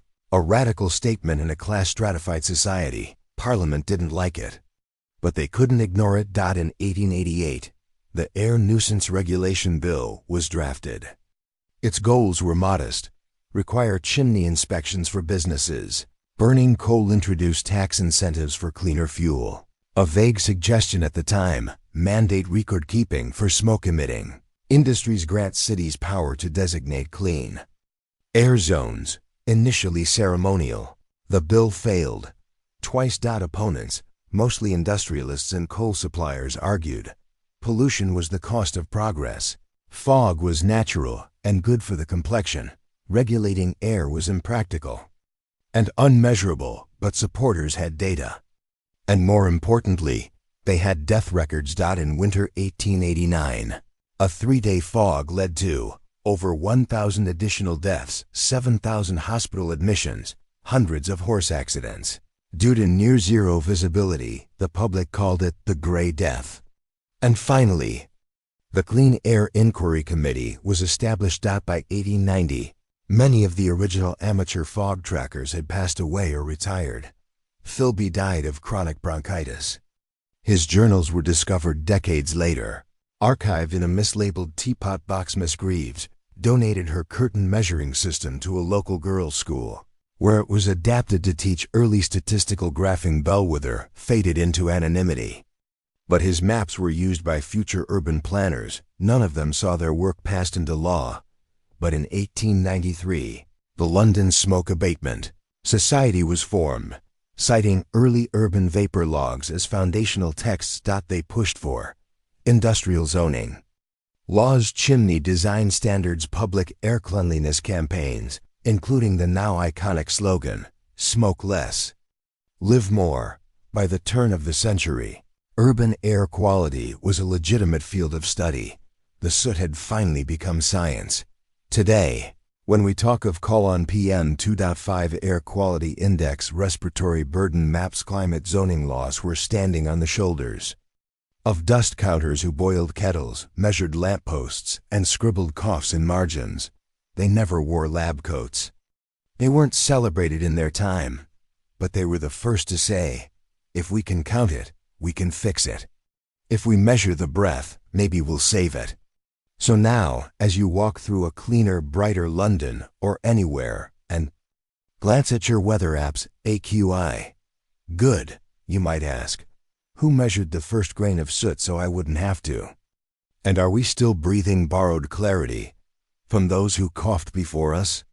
It's 1785, and you're standing in a London alley, holding a bar of soap, not ivory white, not lavender scented, just a brown-gray block wrapped in waxed paper, stamped with a royal seal. And you're not admiring it. You're hiding it, because in Georgian England, soap wasn't just soap. It was a taxed substance, tightly regulated and surprisingly powerful. Today, it may clean your hands. Back then, it funded empires, sparked protests, and divided the clean from the unwashed. This is the story of how something so boring, soap, became one of the most closely watched substances in Britain. The first soap tax was introduced in 1712. Under Queen Anne, part of a broader wave of luxury good taxes meant to fund ongoing wars in Europe. The logic was simple. Soap was used mostly by the wealthy. It was relatively easy to track, produced in factories, not farms. It was a repeat purchase. Unlike a one-time tax on wine or tobacco, what began as a penny per pound tax eventually rose to 3 pence or more, depending on soap type and fat content. And the kicker? The tax applied not to the purchase, but to the production. Every soap maker was required to register with the excise office, declare the exact volume of soap produced per day, allow government inspectors, called soap gaugers, to monitor every batch. Failure to comply meant seizure of goods, heavy fines, or jail time. Soap production in Georgian England was no spa commercial. It involved boiling animal fats, tallow, suet, or whale oil, mixing an alkaline soda ash, often imported or smuggled, skimming impurities in open cauldrons with fumes strong enough to melt candle wax. Yet, despite the filth, soap was gold. Soap factories, often in port cities like Liverpool, Bristol, and London, became high-value tax zones. Each barrel, each ladle, was counted. Government agents stood inside production rooms with ledgers and rulers, measuring soap like goldsmiths measured silver. And here's the bureaucratic twist. Soap couldn't leave the premises until it was taxed.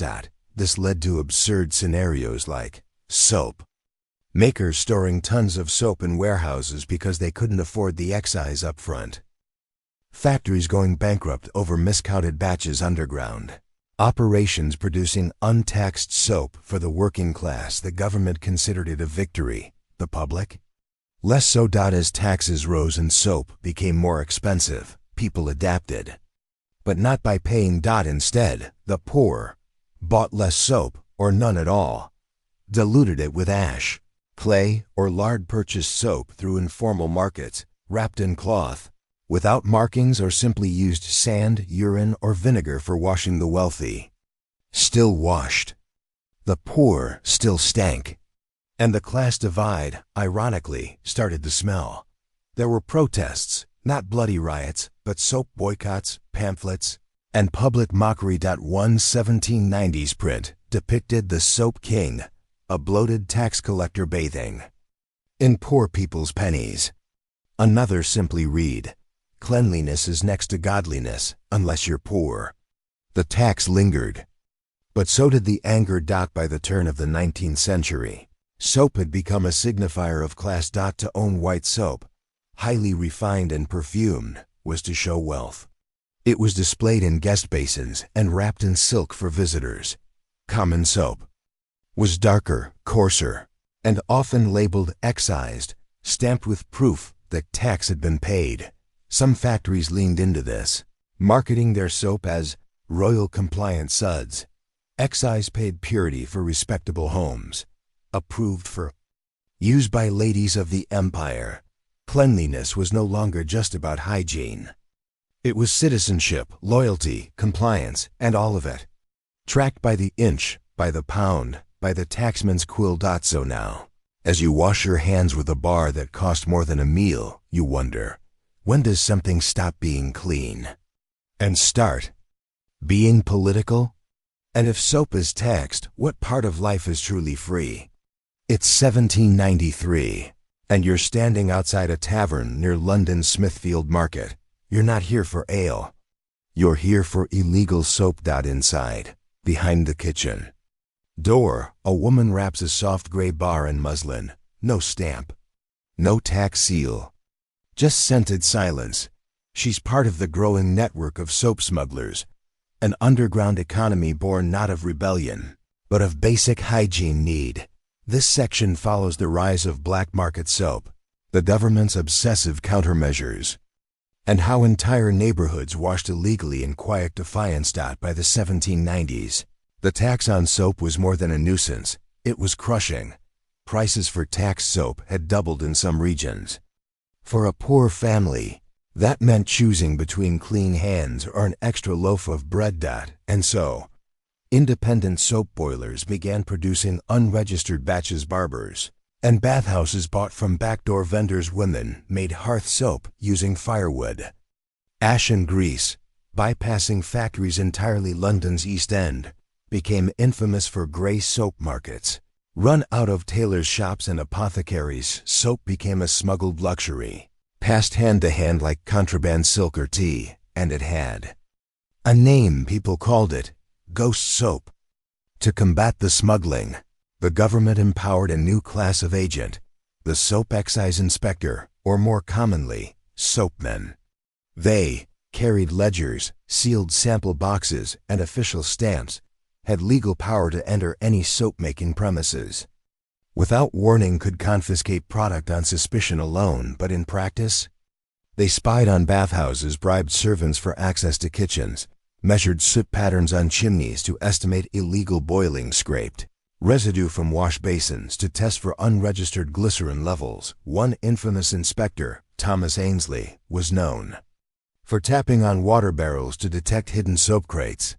He bragged that he could smell unpaid soap at 30 feet. He was both feared and mocked. Pamphlets depicted him sniffing chamber pots or diving into laundry baskets. One satirical poem read, "The soapman comes with quill and scale to weigh the suds and sniff the pail. He seeks your grime, but finds disgrace, a powdered wig with soapy face." As enforcement tightened, people got clever. Strategies included washing by candlelight to avoid detection from smoky chimneys, mixing homemade soap with herbs or clay to disguise smell and color, hollowing out loaves of bread, hiding soap inside, creating wash-in societies, small groups who pooled money to buy untaxed soap in bulk and distribute it secretly. These societies were often led by women, particularly washerwomen and midwives, who used their daily labor to justify access to soap without raising suspicion. In one recorded case, an entire street of laundresses in Southwark pooled their money to build a hidden soap boiler in the cellar of a bakery. The chimney was vented through the oven.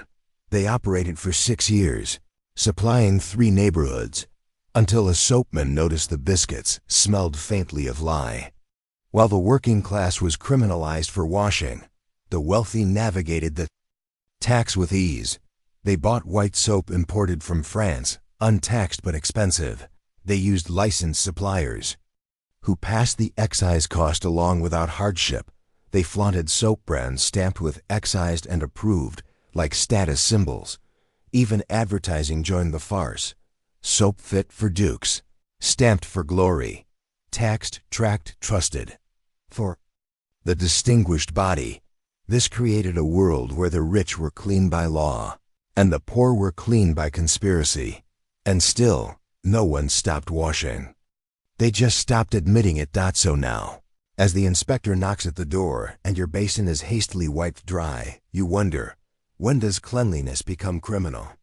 And who profits from pretending dirt is destiny? It's 1853, and in a dusty Parliament chamber, a vote is called. No soldiers.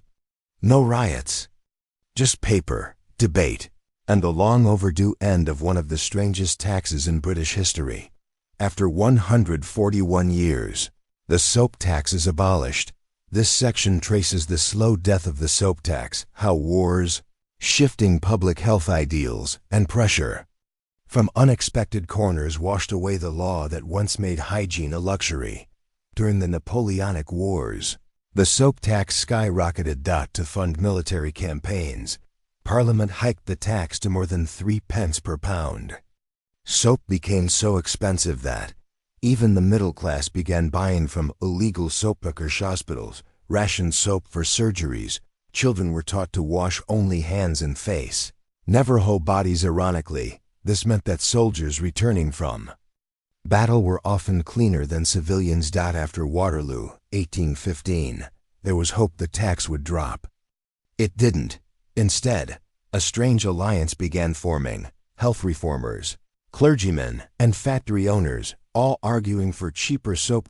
In the 1830s, 1840s, cholera outbreaks swept through British cities. Suddenly, the connection between sanitation and survival could no longer be denied. The public health movement gained momentum, pushing for sewers, public baths, and critically affordable soap. Medical journals began publishing statements like, "The enemy may not be in the wound, but in the absence of suds."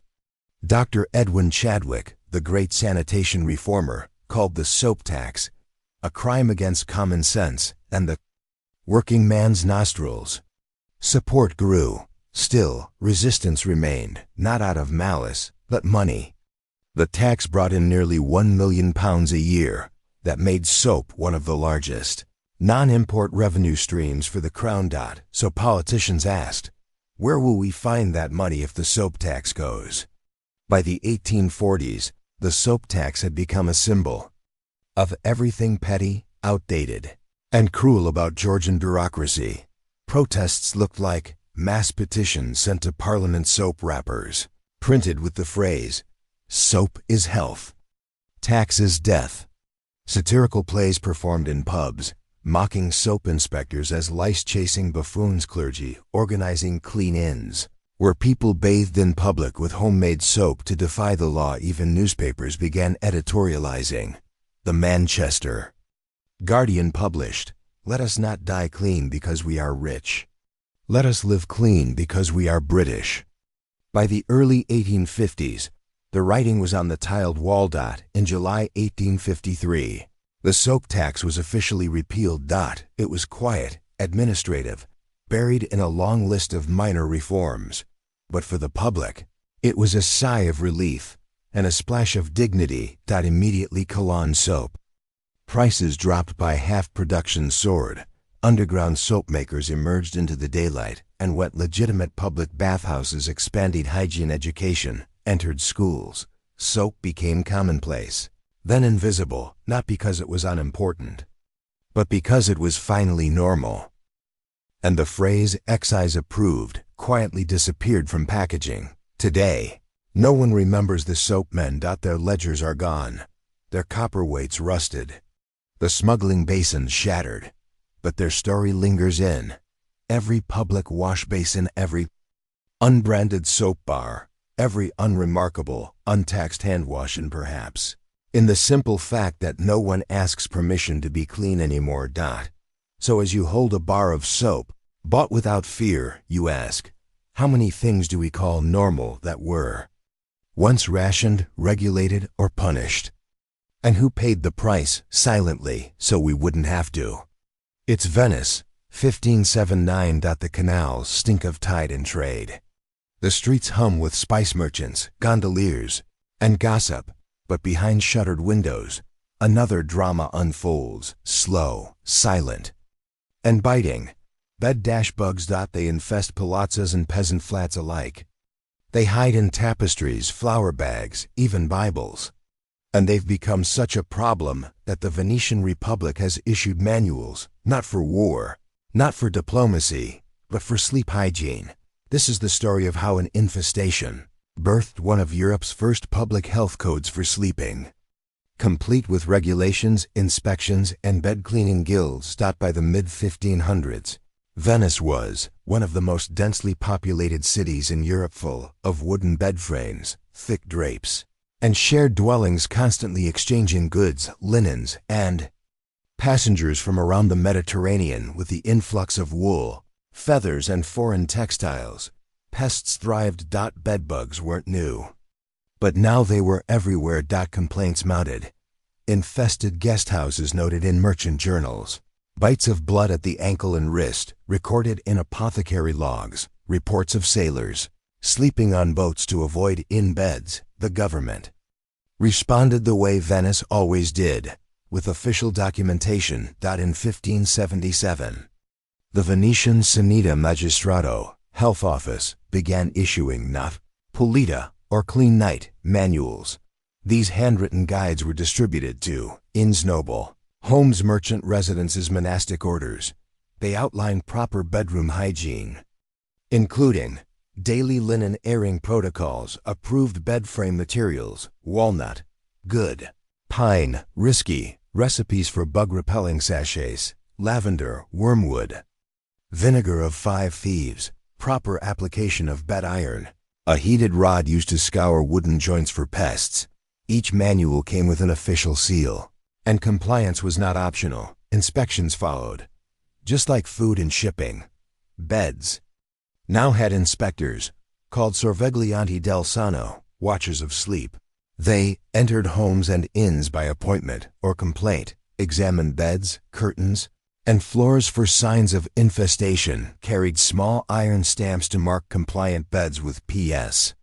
Pulito Sano. Their toolkit included lanterns, bed lifting rods, small mirrors on sticks to check beneath frames, a bag of herbs and chalk to bait or trace movement if bugs were found.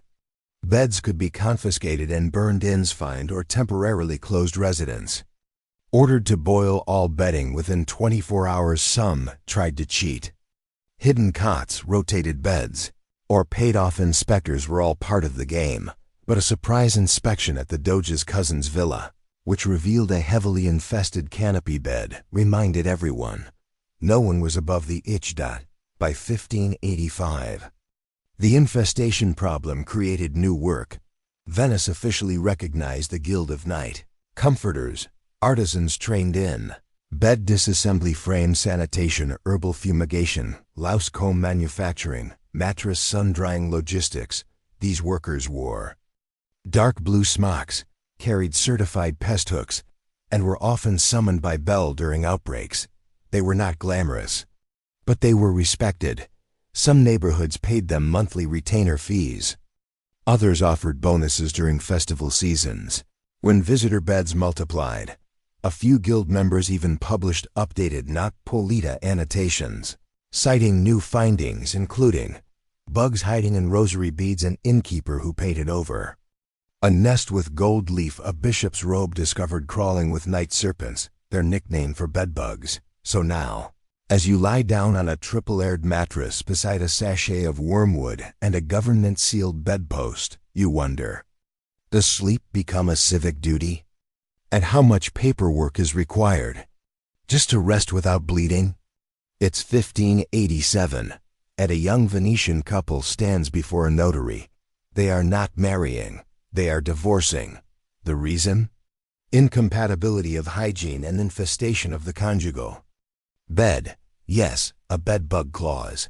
This section explores how Venice's war on bedbugs began reshaping marriage, religion, and romantic life, spawning new customs, public shaming rituals, and ritual mattress inspections, because in Renaissance Venice, your sheets told more than your smile ever could. In late 16th century Venice, marriage negotiations included dowry assessments, furniture exchanges, proof of linen quantity and quality, and increasingly, a clean bedding affidavit issued by a guild-approved inspector. This document verified that the marital bed was inspected, no infestation signs were found, mattress had been aired and steamed within the last 14 days, the bedding was fit for union in health, cleanliness, and civic dignity. Families began requesting these documents before formal betrothal. Some merchants even falsified records to boost their daughters' marriage prospects, offering bribes for clean stamps on second-hand mattresses. A scandal erupted in 1591 when 3 brides were discovered to have certificates with identical ink and seal patterns, all purchased from a disgraced night comforter in Cinnareg. IO. In wealthier households, a strange ritual emerged, the public bed-making, the night before the wedding. Female relatives and guild cleaners would assemble the nuptial bed. Each layer, mattress, sheet, pillow, net, was inspected and dusted. Dried herbs, wormwood, chamomile, rosemary were sewn into sachets and hung from the canopy. Inspector made one final pass and stamped the bedpost in wax. Guests would then tour the bridal room, admire the bed, and sometimes bless it with coins. One diary describes a 1594 wedding, where guests left behind so much silver that it collapsed the bed frame, sparking accusations that it had not been properly inspected for sturdiness. The Venetian clergy, always deeply enmeshed in civic life, responded to the bedbug crisis in three ways: moral sermons equating infestation with spiritual impurity, new prayers for purity of the marriage bed, added to wedding rites, mandating that confessionals be regularly checked for lice and bedbugs.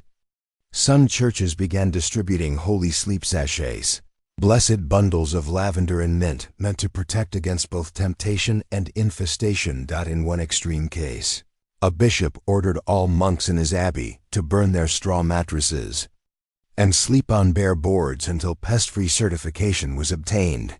He called it 40 nights of rest without itch, as the saints slept. The monks called it unholy. As bed inspections became part of daily life, so did legal disputes over unclean beds.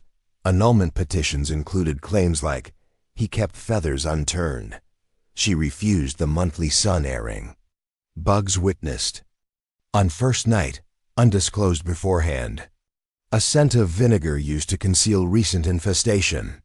In Venice's civil records, at least 24 annulments between 1580-1600 cite bedding-related complaints, some genuine, others likely excuses for deeper incompatibilities, but the records show one truth. A dirty bed was enough to dissolve a marriage. In a city obsessed with cleanliness and order, personal space became public policy. So now, as you roll into a carefully inspected mattress beneath sachets that smell of herbs and fear, you wonder, when intimacy requires paperwork, is love still private, or has the bed become a battleground of compliance? It's 1609, and the city still sleeps.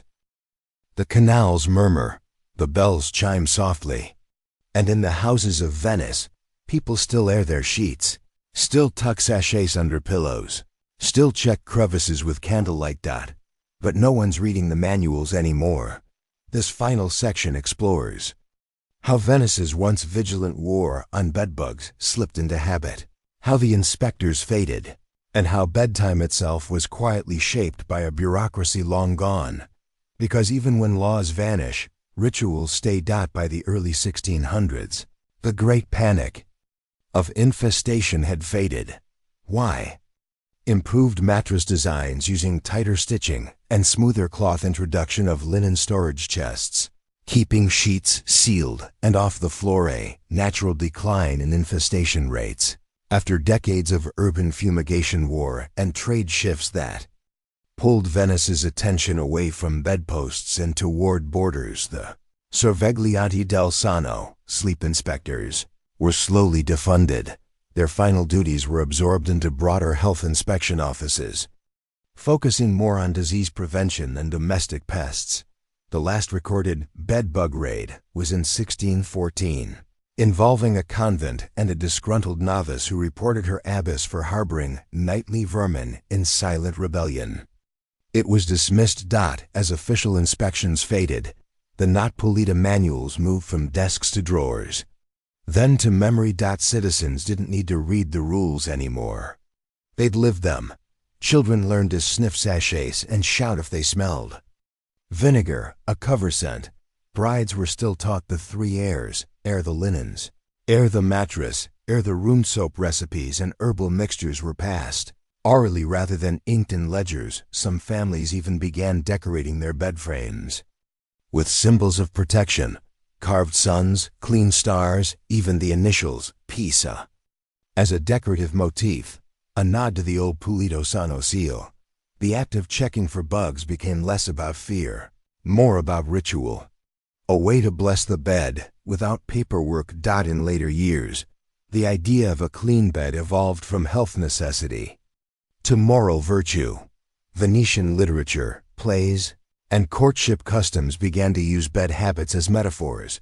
A tossed sheet implied sloth. A quiet mattress meant domestic peace. A well-scented pillow suggested discipline and dignity. One popular proverb from the early 1600s said, "Judge a man not by his words, but by his sheets." The tongue lies, the bed does not. A bit dramatic, yes. But in a society where clean sleep had once required civic permission, it made sense that the bed retained its social weight, long after the soapmen and soot inspectors were gone. Though the manuals faded, traces remain. A copy of the 1579 Not Pulita survives in a Venetian archive, its pages stained with what appears to be wine, wax, and ash. Tour guides still tell stories of sleep inspectors and infestation marriages, and in some old guest houses, a tiny sachet of lavender is placed beneath the bed as part of the room's heritage charm. Few know why. Fewer care, but somewhere a sleeper stirs, comforted by the clean scent and the silence. So now, as you stretch beneath a blanket you didn't need to report, in a bed no one stamped, you wonder, what rules became habits without us noticing? And which rituals were never about bugs at all, but about order, control, and peace of mind? It's Edo, 1671. The streets are still. A bell sounds from the nearby temple, soft, hollow, measured. That sound marks the hour. But not by minutes, not by gears, by permission. In 17th century Japan, timekeeping was political. Mechanical clocks, Western inventions powered by springs and precision, were not merely frowned upon, they were banned. This is the story of how the Tokugawa shogunate sought to control the very concept of time, and why clocks, calendars, and the notion of equal hours were considered dangerous, not because they were foreign, but because they were fair. In Tokugawa-era Japan, 1603 to 1868, time was not fixed. It was divided into 12 units per day. But those units changed length depending on the season. Days were longer in summer, shorter in winter. Hours expanded and contracted accordingly. Time was measured by shadow, bell, or burning incense. This system, called futai doke, unequal hours, was rooted in Buddhist and agricultural rhythms, deeply spiritual, seasonally sensitive, and socially stratified. Every neighborhood listened to temple bells to know when to rise, eat, or close shop. There were 6 daytime hours from sunrise to sunsets, 6 nighttime hours from sunset to sunrise, labeled not as 1 o'clock, but as animal signs like hour of the rabbit or dog hour. There were no minutes, no seconds, and for centuries, no need for them. The Tokugawa shogunate maintained power by freezing motion. No foreign travel, no upward mobility, strict class schedules for samurai, farmers, merchants, artisans. Controlling when things happened was part of controlling how society worked. Time was a tool of social order. Samurai rose with the dawn bell, merchants opened stalls by temple chimes, peasants harvested by sun. Town gates opened and closed by incense timers. Time wasn't personal. It was communal, controlled, and authorized. Enter the mechanical clock. The first mechanical clocks arrived via Jesuit missionaries in the late 1500s, especially the famous Francis Xavier and later Portuguese traders. They brought ornate table clocks with gears, escapements, and fixed hour marks, pendulum clocks that ticked evenly, regardless of sunlight. The radical idea that time could be universal and constant. At first, the Japanese were intrigued. Nobles accepted them as gifts. Some craftsmen even tried to replicate them. But by the mid-1600s, the Tokugawa rulers began to understand the implications. Fixed-time clocks didn't align with Japan's seasonal hour system. They introduced a new rhythm that challenged temple bells, and worst of all, they told everyone the same time. Regardless of class, this was not just a technological difference. It was a threat to the shogun's authority. By 1670, under Shogun Itsuna, an official ban was issued. No foreign clocks shall be used as timekeepers. All mechanisms must reflect our native hours. Only temples, government offices, and select artisans were allowed state-approved water clocks or traditional incense timers. Mechanical clocks were confiscated, smashed, or sealed in cabinets as decorative curios. Stripped of their function, artisans who tried to build working Western clocks were arrested or forced to adapt them to Japan's flexible hour system, leading to strange inventions like the Wado-kei, Japanese clocks with moving hour plates that adjusted to seasonal light, adjustable pendulums reset monthly, even geared sun clocks with sliding panels. These weren't just clocks. They were compromises, inventions bent to fit ideology. So now, as the temple bell rings 8 times and your hands reach instinctively for a timepiece that doesn't exist, you wonder, when does knowing the exact hour become dangerous? And who gets to decide what time it is? The sun, the shogun, or the ticking heart of a hidden gear? It's 1688, and a black lacquer cabinet sits in the corner of a Kyoto merchant's home. Visitors admire its artistry, inlaid gold, turtle shell gloss, elegant silence. What they don't know: inside ticks a contraband clock. This section explores the covert adaptations, craftsmanship innovations, and subtle rebellion of Japanese horologists during the Tokugawa ban, a world where timekeeping became subversive. And every second counted more than anyone dared admit. Despite the Tokugawa ban, mechanical timepieces never fully disappeared. They went underground. Clockmakers, many trained by foreign missionaries or Dutch traders before the Sakoku isolation policy, continued their craft in secret. Their tools? Files, saws, and etched templates smuggled in via Nagasaki repursed watch parts from broken Western imports, knowledge passed via oral tradition and coded scrolls. They worked in attic workshops, hidden garden sheds behind false walls, and kimono shops. Some used decoy clocks, shells with traditional faces hiding Western mechanisms underneath. Their customers? Curious noble, shrinking samurai with foreign exposure philosophers, fascinated by the tension between permanence and impermanence. These buyers didn't want bells. They wanted precision, a radical idea in a culture that measured time by context, not numbers. Out of this tension came one of Japan's most beautiful mechanical compromises: the Wado-kei. These Japanese clocks were not Western, but not quite traditional either. Their features: 6 day hours and 6 night hours, like old Buddhist time, but with moving hour markers that slid to adjust for seasonal changes, sometimes two pendulums, each calibrated to different hour lengths, intricate faceplates engraved with zodiac animals, moon phases, or even poetry. Some models required manual resetting every 10 days. Others included incense reservoirs to combine mechanical and scent-based timing. Owning a Wado-kei became a mark of intellectualism's subtle descent, craft appreciation, and they were, by design, acceptable enough for the shogunate because they didn't challenge temple bells or social order. They ticked within the rules. Many underground clockmakers weren't just craftsmen. They were thinkers. In their logbooks, often disguised as carpentry notes, you'll find meditations like, "If a minute always lasts the same, then does rice still bloom in rhythm with the moon?" Or, "I measure not time, but the illusion of it." A small group, known as the Kakure Dokeshi, hidden horologists, even held secret salons to debate the morality of fixed hours, study Western texts smuggled via Dutch traders into Jima-Buld. Hybrid models that told Japanese and European time simultaneously. They weren't revolutionaries. They were quiet seekers, searching for a way to measure the modern world without tearing apart the old. Still, the risk was real. The Tokugawa regime sent inspectors, often disguised as merchants or scholars, to root out illegal timepieces. Punishments: ranged from confiscation and fines, workshop closure, in rare cases, exile or imprisonment. Especially for those distributing Western blueprints, some clockmakers hid mechanisms inside tea chests, lanterns, even Buddhist altars. One confiscated piece, now displayed in a Tokyo museum, was disguised as a portable incense box.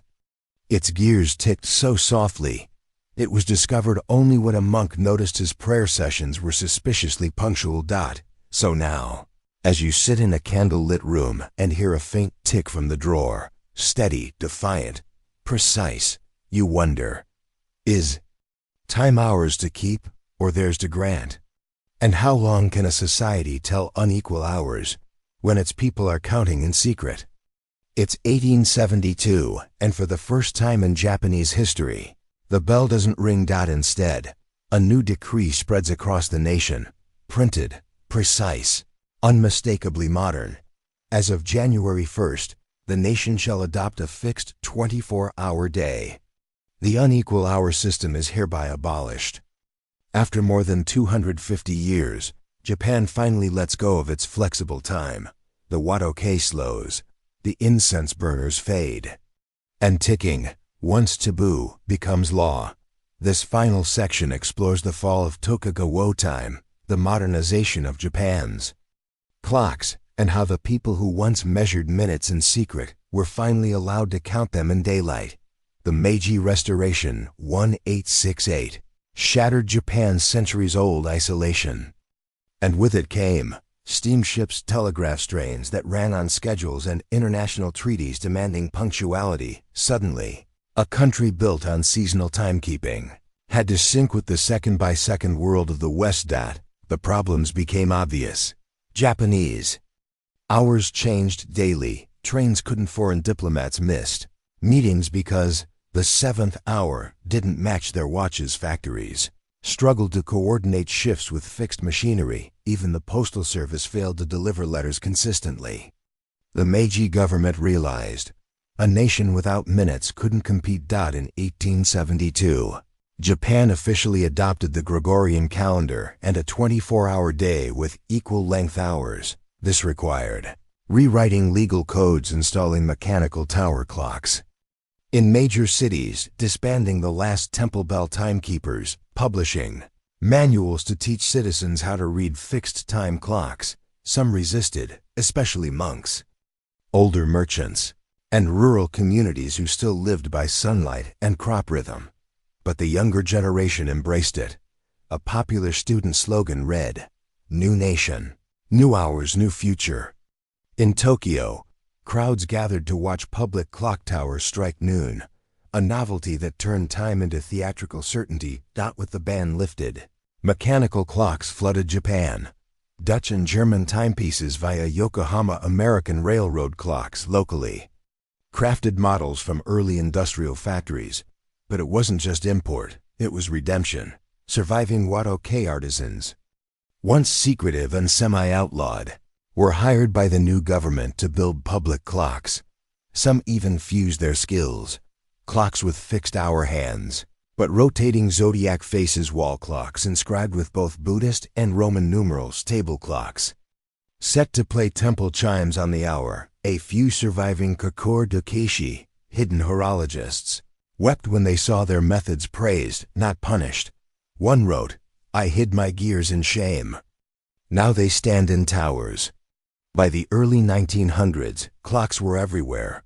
Pocket watches among students, wall clocks in tea shops, factory sirens synced to national time. Even the military drilled to the second, a concept unthinkable just decades before. Yet, traces of the old ways lingered. Rural calendars still listed moon phases and zodiac hours. Some temples struck bells on unequal hour intervals, long after no one listened. And in antique shops, Wado-kei fetched high prices, not for function, but memory. Time had been released, but it never forgot where it came from. So now, as the second hand sweeps in perfect precision and your phone buzzes at exactly 8 a.m., you wonder, was time ever about minutes or meaning?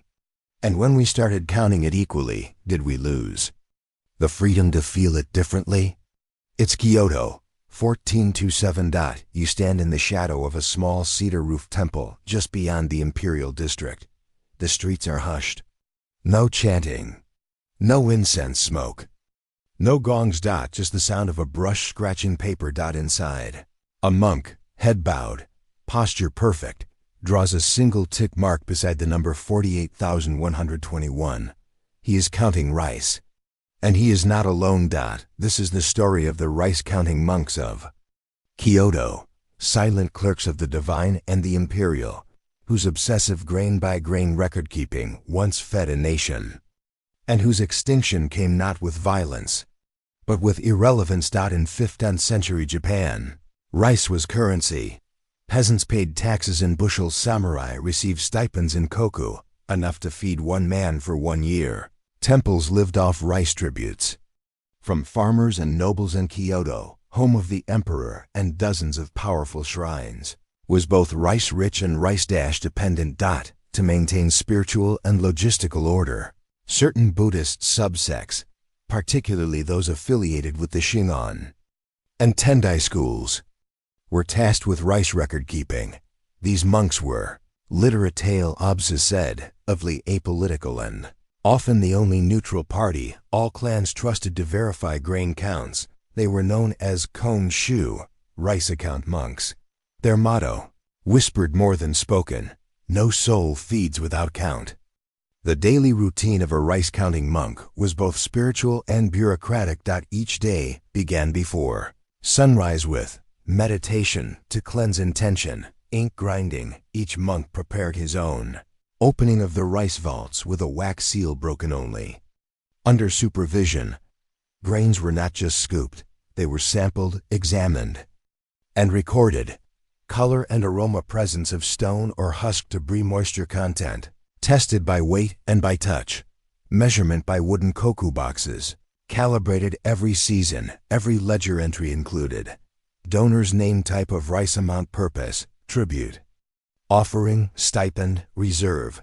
Some monks even included short notes, such as, rain at delivery, slight mildew, rejected, or husked by left-handed boy, quality high.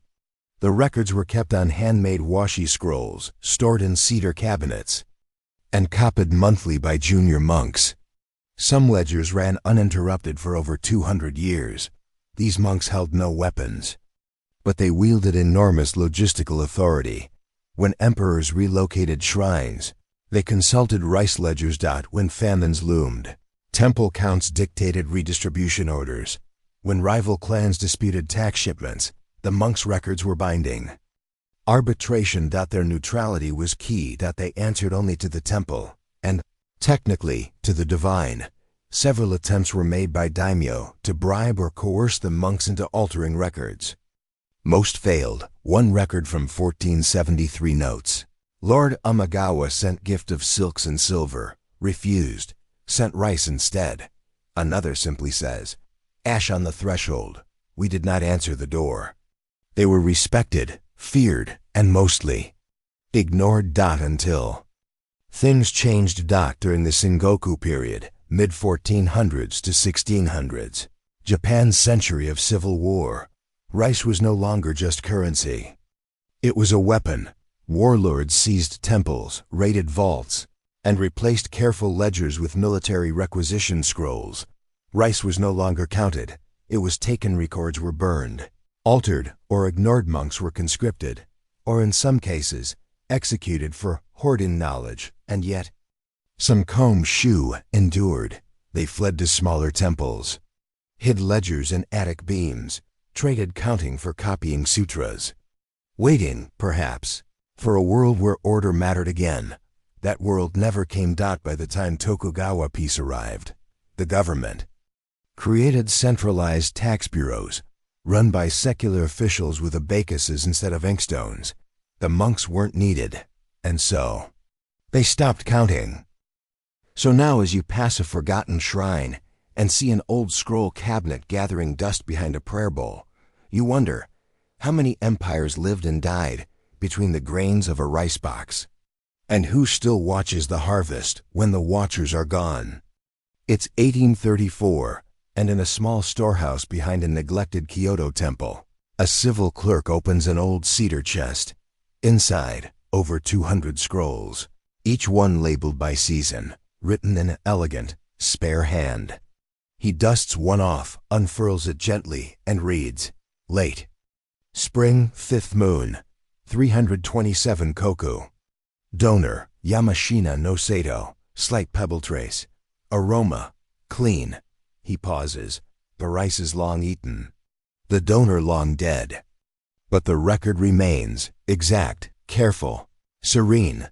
This section follows the afterlife of the rice-counting monks' ledgers, how their forgotten books helped shape modern Japanese bureaucracy, cultural memory, and the quiet art of precision as devotion. Though many temples were destroyed during the Sengoku Wars, a surprising number of rice ledgers survived, thanks to hidden storage chests beneath temple floors, backup copies kept in mountain Hermitage's paper, treated with mildew-resistant mulberry fiber. Some ledgers were rediscovered during the Tokugawa Restoration.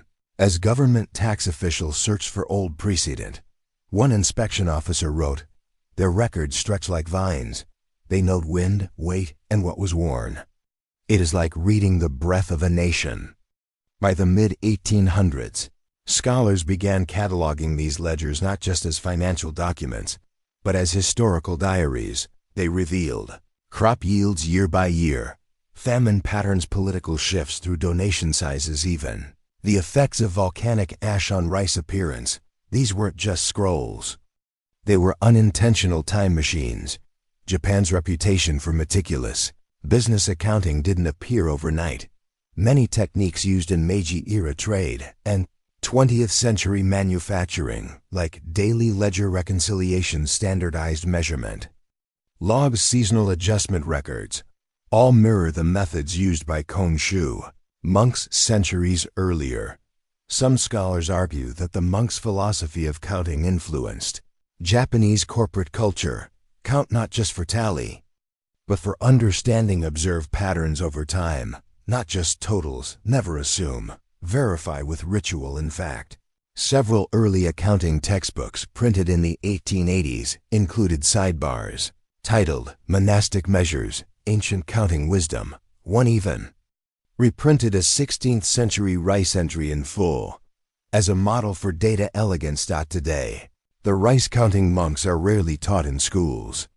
But in Kyoto, their influence lingers. In some temples, novice monks still count their breaths with black pebbles, measure incense burn time with brush marks, record donations in hand-copied ledgers. Even if digital systems exist, it's not required. It's just tradition. There's something peaceful about counting carefully, without urgency. Some Japanese calligraphy schools even include rice scroll drills, where students copy old monk ledger phrases to learn spacing and tone. Scoop. 1 silence, 3 witnesses, 1 seal. A meditation disguised as accounting. In recent years, historians analyzing these scrolls have made astonishing finds. A consistent shift in rice aroma entries, following a volcanic eruption in 1783. Entire donation lists showing early female landowners, long ignored in official histories, and notes hinting at crop manipulation. Centuries before economic records acknowledged it. One scroll simply reads, 30 koku missing, no complaint. Shrine quiet. We did not ask. Today, those scrolls sit in climate-controlled archives, their authors anonymous, their ink still legible. They are no longer tools. They are witnesses. So now, as you scoop rice into a bowl, unmeasured, unrecorded, you ask, what would our lives look like if someone wrote them down this precisely? And what does it mean to spend a lifetime measuring, not for profit, but for peace? It's 1871, and a single monk kneels beside an open scroll, brush in hand. The room is cold. Outside, steam trains whistle in the distance. Inside, a silence older than the temple stones holds firm. He draws a final line under a name, then sets down the brush. The record is complete. This final section follows the closing chapter of the rice-counting monks. How the last of their order recorded the final entries, how their rituals were folded into memory, and how sometimes the act of stopping is its own ceremony. By the 1860s, only 3 temples in Kyoto still maintained active rice ledgers in the old style. Their scribes were elderly. Most had no apprentices. Few believed there would be a need. Government offices now used stamped forms per measured bins, imported French scales. The Meiji Restoration had swept aside the old order with stunning speed. In 1871, with the abolition of the feudal domain system, rice taxation was completely restructured. Land was taxed, not yield. Grain was measured in metrics, not tradition. And the monks were told, your records are no longer required. The final surviving rice ledger from the Komshu tradition is dated 12th month, 4th day, Meiji year 4, early 1872. The entry is sparse, elegant, and heartbreakingly calm. Delivery not made. Land reclaimed. Shrine quiet. Record ends. Let the gods remember. There's no signature. Just a red ink stamp. Faded. The last official seal ever placed by a rice-counting monk. Shortly after, the remaining scrolls were packed into cedar crates and placed in temple archives where many still rest. With the practice gone, so too vanished the vernacular of aroma and texture, the ritual ink mixing, the subtle social intelligence of monks who knew, by one miscounted grain, that something was wrong in a distant village. Some threads remained. Few younger monks adapted their skills to accounting or land surveying. Certain temples continued the calligraphy of ledgers as part of cultural ceremonies, and farmers, even today, still refer to a well-measured harvest as monk-worthy. One shrine still stamps bags of rice with a phrase, counted with care, as the monks once did. They say it with pride and a little sadness. In 1996, a historian interviewed a then elderly monk who had trained under a man who trained under the last rice counter. When asked what he remembered, the monk replied, he never spoke while counting. Not once. But after each scoop, he bowed to the rice, not to anyone else, as if it had chosen to be counted. There are no modern replacements for such people, no app for reverence, no spreadsheet for stillness, only scrolls, only silence, only the memory that once, in Kyoto, entire lives were measured in grains, not to control, but to care. So now, as the final tally fades into history, you wonder, what becomes of the world when it no longer counts what matters? And what does it mean to bow after every line? It's Berlin, 1821. The cobbler frowns. His customer, a minor railway inspector, has just requested a pair of size 43 shoes. 43 what? The cobbler asks. 43 Prussian points, the inspector replies confidently. The cobbler sighs. He only uses sacks and inches. What follows is not a fitting, but a debate. This is the story of how shoe sizes, something so banal, so ordinary, triggered a bureaucratic battle that spanned provinces, professions, and decades. A story of measuring feet and tripping over governance. Before standard sizing, shoemakers measured feet directly. Customers stood on parchment. Cobblers traced the outline. Adjustments were made based on experience, profession, and guesswork. In Prussia and most of Europe, shoes were custom-made, measured in local units, which varied wildly, priced by material and complexity, not consistency. A size 8 inches in Dresden might be a size 11 in Königsberg. Some towns used French pouces, others Prussian inches, and some still used thumb widths, literally thumb size. Marks etched into WORKB ECOES. This chaos didn't matter until mass production began. By the early 1800s, Prussia began transitioning to military standardization and factory footwear. Army boots were being manufactured in batches. Rail workers and postal clerks needed uniform gear. Exported shoes failed to fit buyers in Vienna, Warsaw, or Paris the Prussian. Government, eager to become modern and efficient, issued a decree: let there be a fixed system of measurement for footwear, precise, repeatable, and national. They did not expect this to be controversial. They were wrong. The heart of the issue was which unit to use. Contenders included Prussian inch 26.15 millimeters, Saxon Zoll 24.73 millimeters, Viennese foot divided by 12, varying by region, the emerging French point. System 2-3 centimeters per unit. Each unit implied different manufacturing equipment, new templates and measurement tools. Political concession to another state's standard. Prussian bureaucrats favored the point system, as it matched military boot templates being adopted by the French. Cobblers, however, were outraged. One Berlin Shoemakers Guild letter read, "A shoe is not a train schedule. You cannot measure a foot by Parisian whim."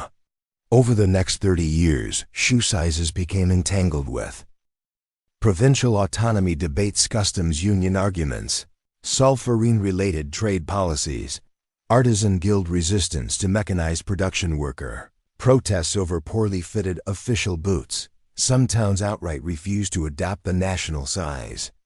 Charts. Leipzig continued using hand-measured lasts until 1860. Stettin tried creating its own middle metric system. It failed. The Prussian military, caught in the middle, often ordered 3 sizes up and let soldiers stuff their boots with hay. By 1840, the government issued an updated mandate: all footwear produced for government use shall conform to the official Prussian punct scale. Non-compliance will void state contracts. This created a black market for boot adjustments, cobblers secretly shaving and padding state boots to match reality. Not charts. So now, as you lace up your shoes, confident in their fit, unaware of their history, you ask, what happens when we try to measurable, and how much resistance can 1 inch provoke? When that inch crosses a border. It's 1847, and the Guild of Shoemakers of Königsberg has just published a scathing pamphlet, "The Foot Does Not Fit the Number," a treatise against artificial sizing. Inside, diagrams, anecdotes, and a 2-page satire ridiculing bureaucrats who thought a man's stride could be dictated by a decimal. Outside, state inspectors, holding official size charts made of brass and frustration. This section explores the rise of footwear standardization as an ideological battleground, how shoemakers, tailors, and government reformers battled with charts, tools, and open letters, all in pursuit of one impossible goal: a foot that fit the state. As the 1800s marched forward, factories needed speed, and speed required standard sizes. Inspired by the French point system, Prussian officials created the Punktmaß scale. 1 punct equals 2/3 of a centimeter. Sizes began at 12 and climbed in 2/3 of a centimeter increments. Charts were printed and distributed across Prussia, with conversion tables for local inches, and Zoll's factories adopted it quickly. It allowed faster production, predictable sizing, cross-border contracts, but traditional cobblers balked. The system didn't account for arch height, toe shape, or instep width. Rural customers were confused by numbered sizes with no context. Half sizes were missing entirely, leading to boots that nearly fit and blisters that never healed. Worse still, tailors and haberdashers had their own systems. What was size 41 in boots might be size 4 in stockings. Customers began mismatching orders and blaming the wrong craftsman. By 1853, trade journals exploded with articles and editorials. The uniform foot is a myth against metric tyranny. A cobbler's plaife in human inch. How bureaucrats butcher the boot. Guilds held meetings. Lectures were given. Some towns declared hand-measured only days, refusing to sell factory-made shoes at all. One famous guildmaster in Danzig even held a public demonstration where he tried to fit 12 men with the same official size. None fit. He then fit them all with custom shoes in under an hour and threw the government chart into the river. The state responded. With more charts. Soon, everyone had a measuring device. Metal sizing plates, wooden foot rulers, with brass sliders paper.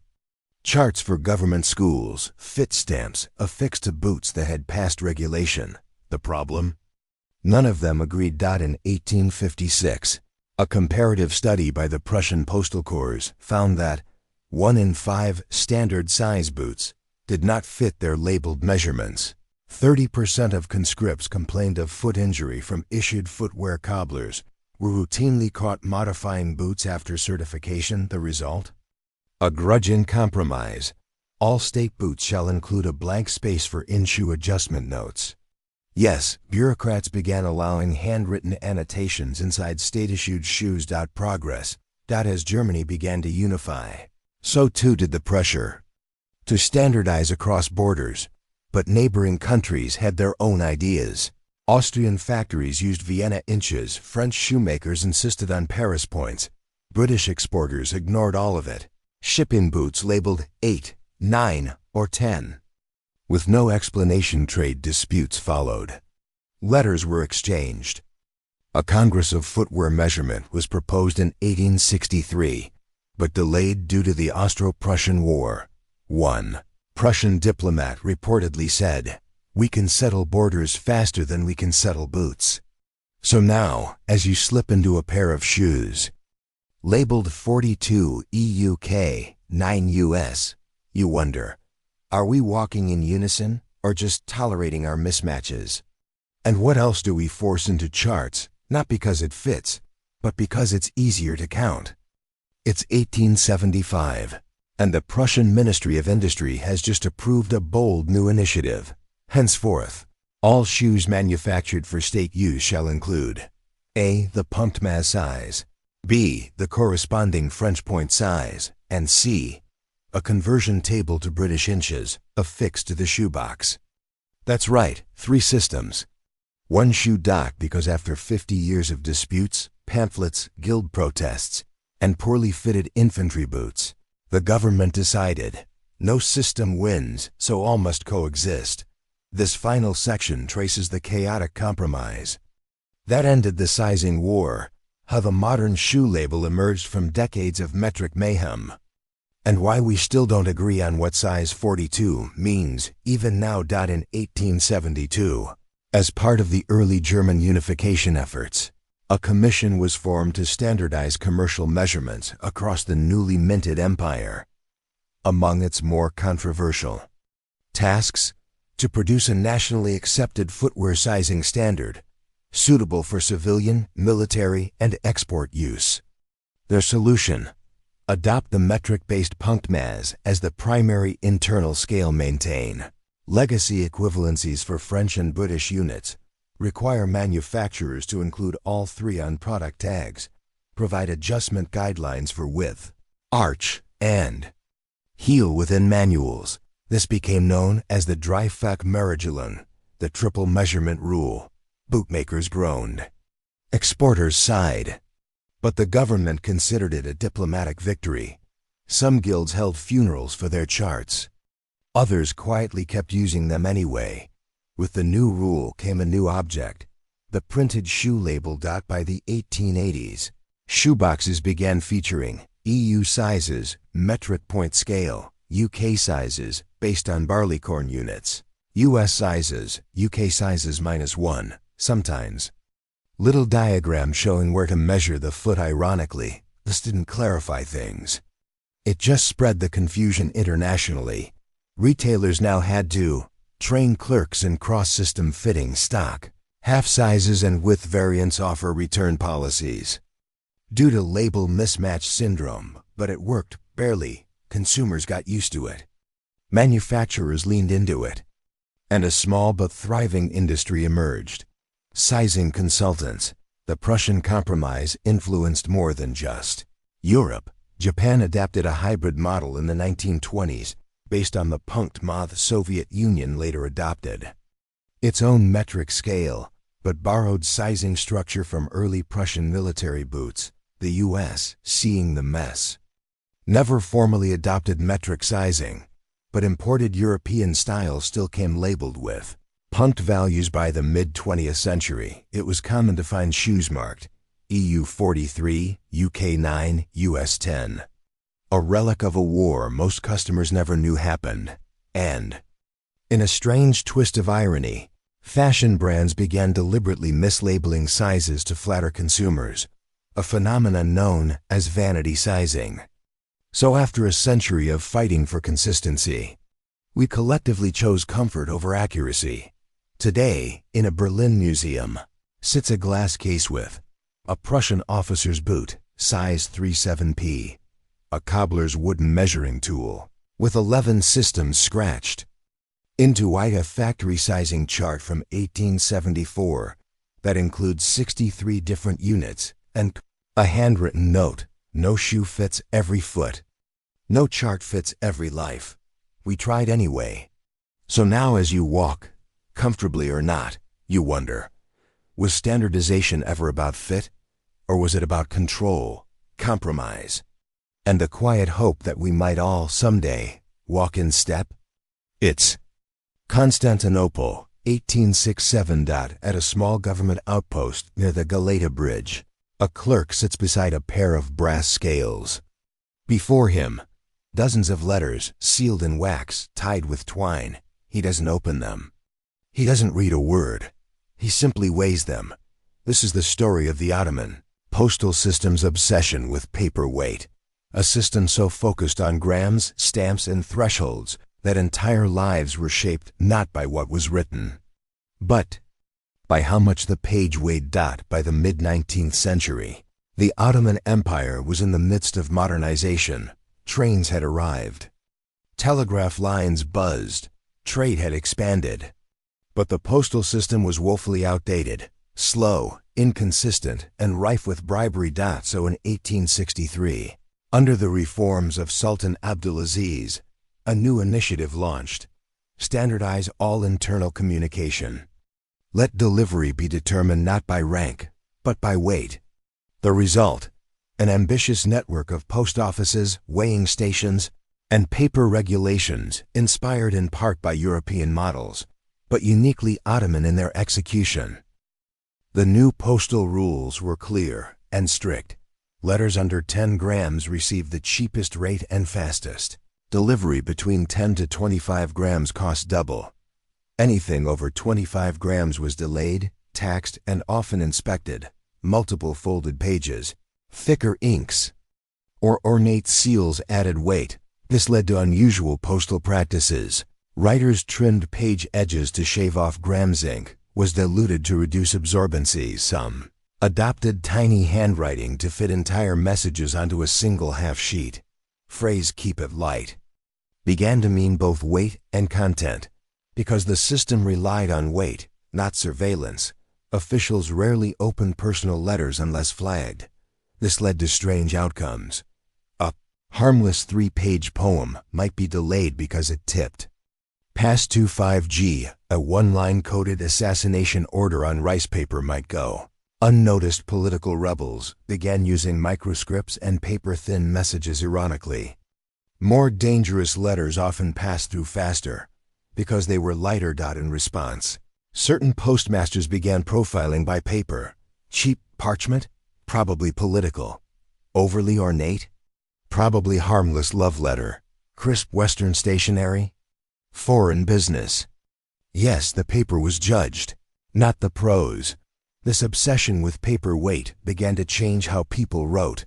Scholars shortened treatises to avoid extra postage. Poets broke works into multi-letter deliveries. Families began sending split letters, with different family members each writing a segment to fit the 10 grams limit. One famous case from 1871.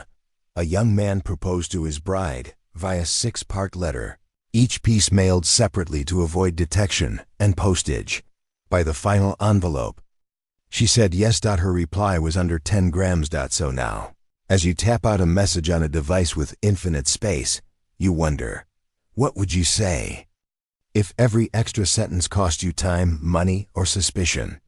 And what did people leave unsaid, simply because the page had grown too heavy? It's 1872, and inside a cramped back office of the Ottoman Imperial Postal Bureau, Two clerks sit beneath oil lamps. They aren't reading letters. They're touching them, noticing the grain of the paper, the softness of the fold, the tension in the wax seal.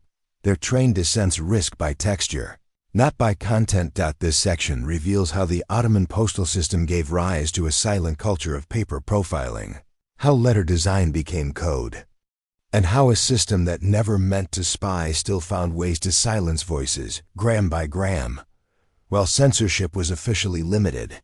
By the 1870s, the empire had developed a quiet branch of postal clerks turned analysts, unofficially nicknamed Cockett Killer, the paper men. These specialists weren't trained in language. They were trained in field. Their tasks: identify forged stamps, detect letters with foreign seals, or contraband ink flag correspondence using rice paper, silk parchment, or overfolded corners. One internal memo, preserved in archives, reads, "Ink may lie. Paper does not." Letters flagged by Cockett Killer were sent to postal intelligence rooms, small departments authorized to open and inspect select correspondence. But here's the twist. Many letters were still never opened. Instead, they were delayed, indefinitely returned, for improper weight, or quietly archived, never delivered, a policy known as delivery denial by metric grounds. To avoid suspicion, senders began innovating folded origami-style wrappers to protect thin inner notes, wopli, parchment tricks, letters disguised as invoice paper, wax seals offset to redirect finger pressure during inspection. This gave rise to a new black market, envelope smugglers. Certain merchants sold neutral paper envelopes made to resemble tax notices, thin linings coated in rice starch to stiffen without weight, camouflaged wax stamps embossed to mimic official script, and in some port cities, entire stations of forgery emerged, not to fake identities, but to fake paper behavior. Despite all this precision, the system began to fracture under its own weight. Reports surfaced of wedding invitations destroyed due to oversized flourishes, academic letters returned unopened because they exceeded a paper thickness limit, accusations that certain paper manufacturers were secretly aligned with postal agents to upsell approved paper stock. In response, the government issued revised postal guidelines. Acceptable correspondence shall not exceed 2 layers, 1 seal, 25 grams, nor include any linen texture unless certified. Clerks were overwhelmed. Many simply stopped measuring, resorting to glance-based judgments, relying on senders' reputations, or prioritizing pre-approved family names. Fairness collapsed.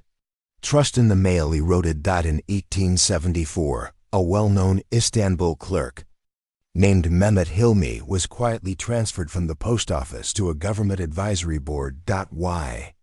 Because he could, by touch alone, identify the sender's district, guess the letter's content category, marriage, debt, politics, predict whether it would be challenged or returned. He never read a word, but he understood the empire's mood. Through parchment, one colleague said, Hilmi Bey could tell a lie just by the wax.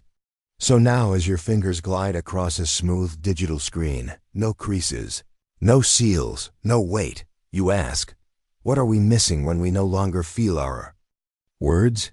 And who, even now, reads nothing, but still knows everything?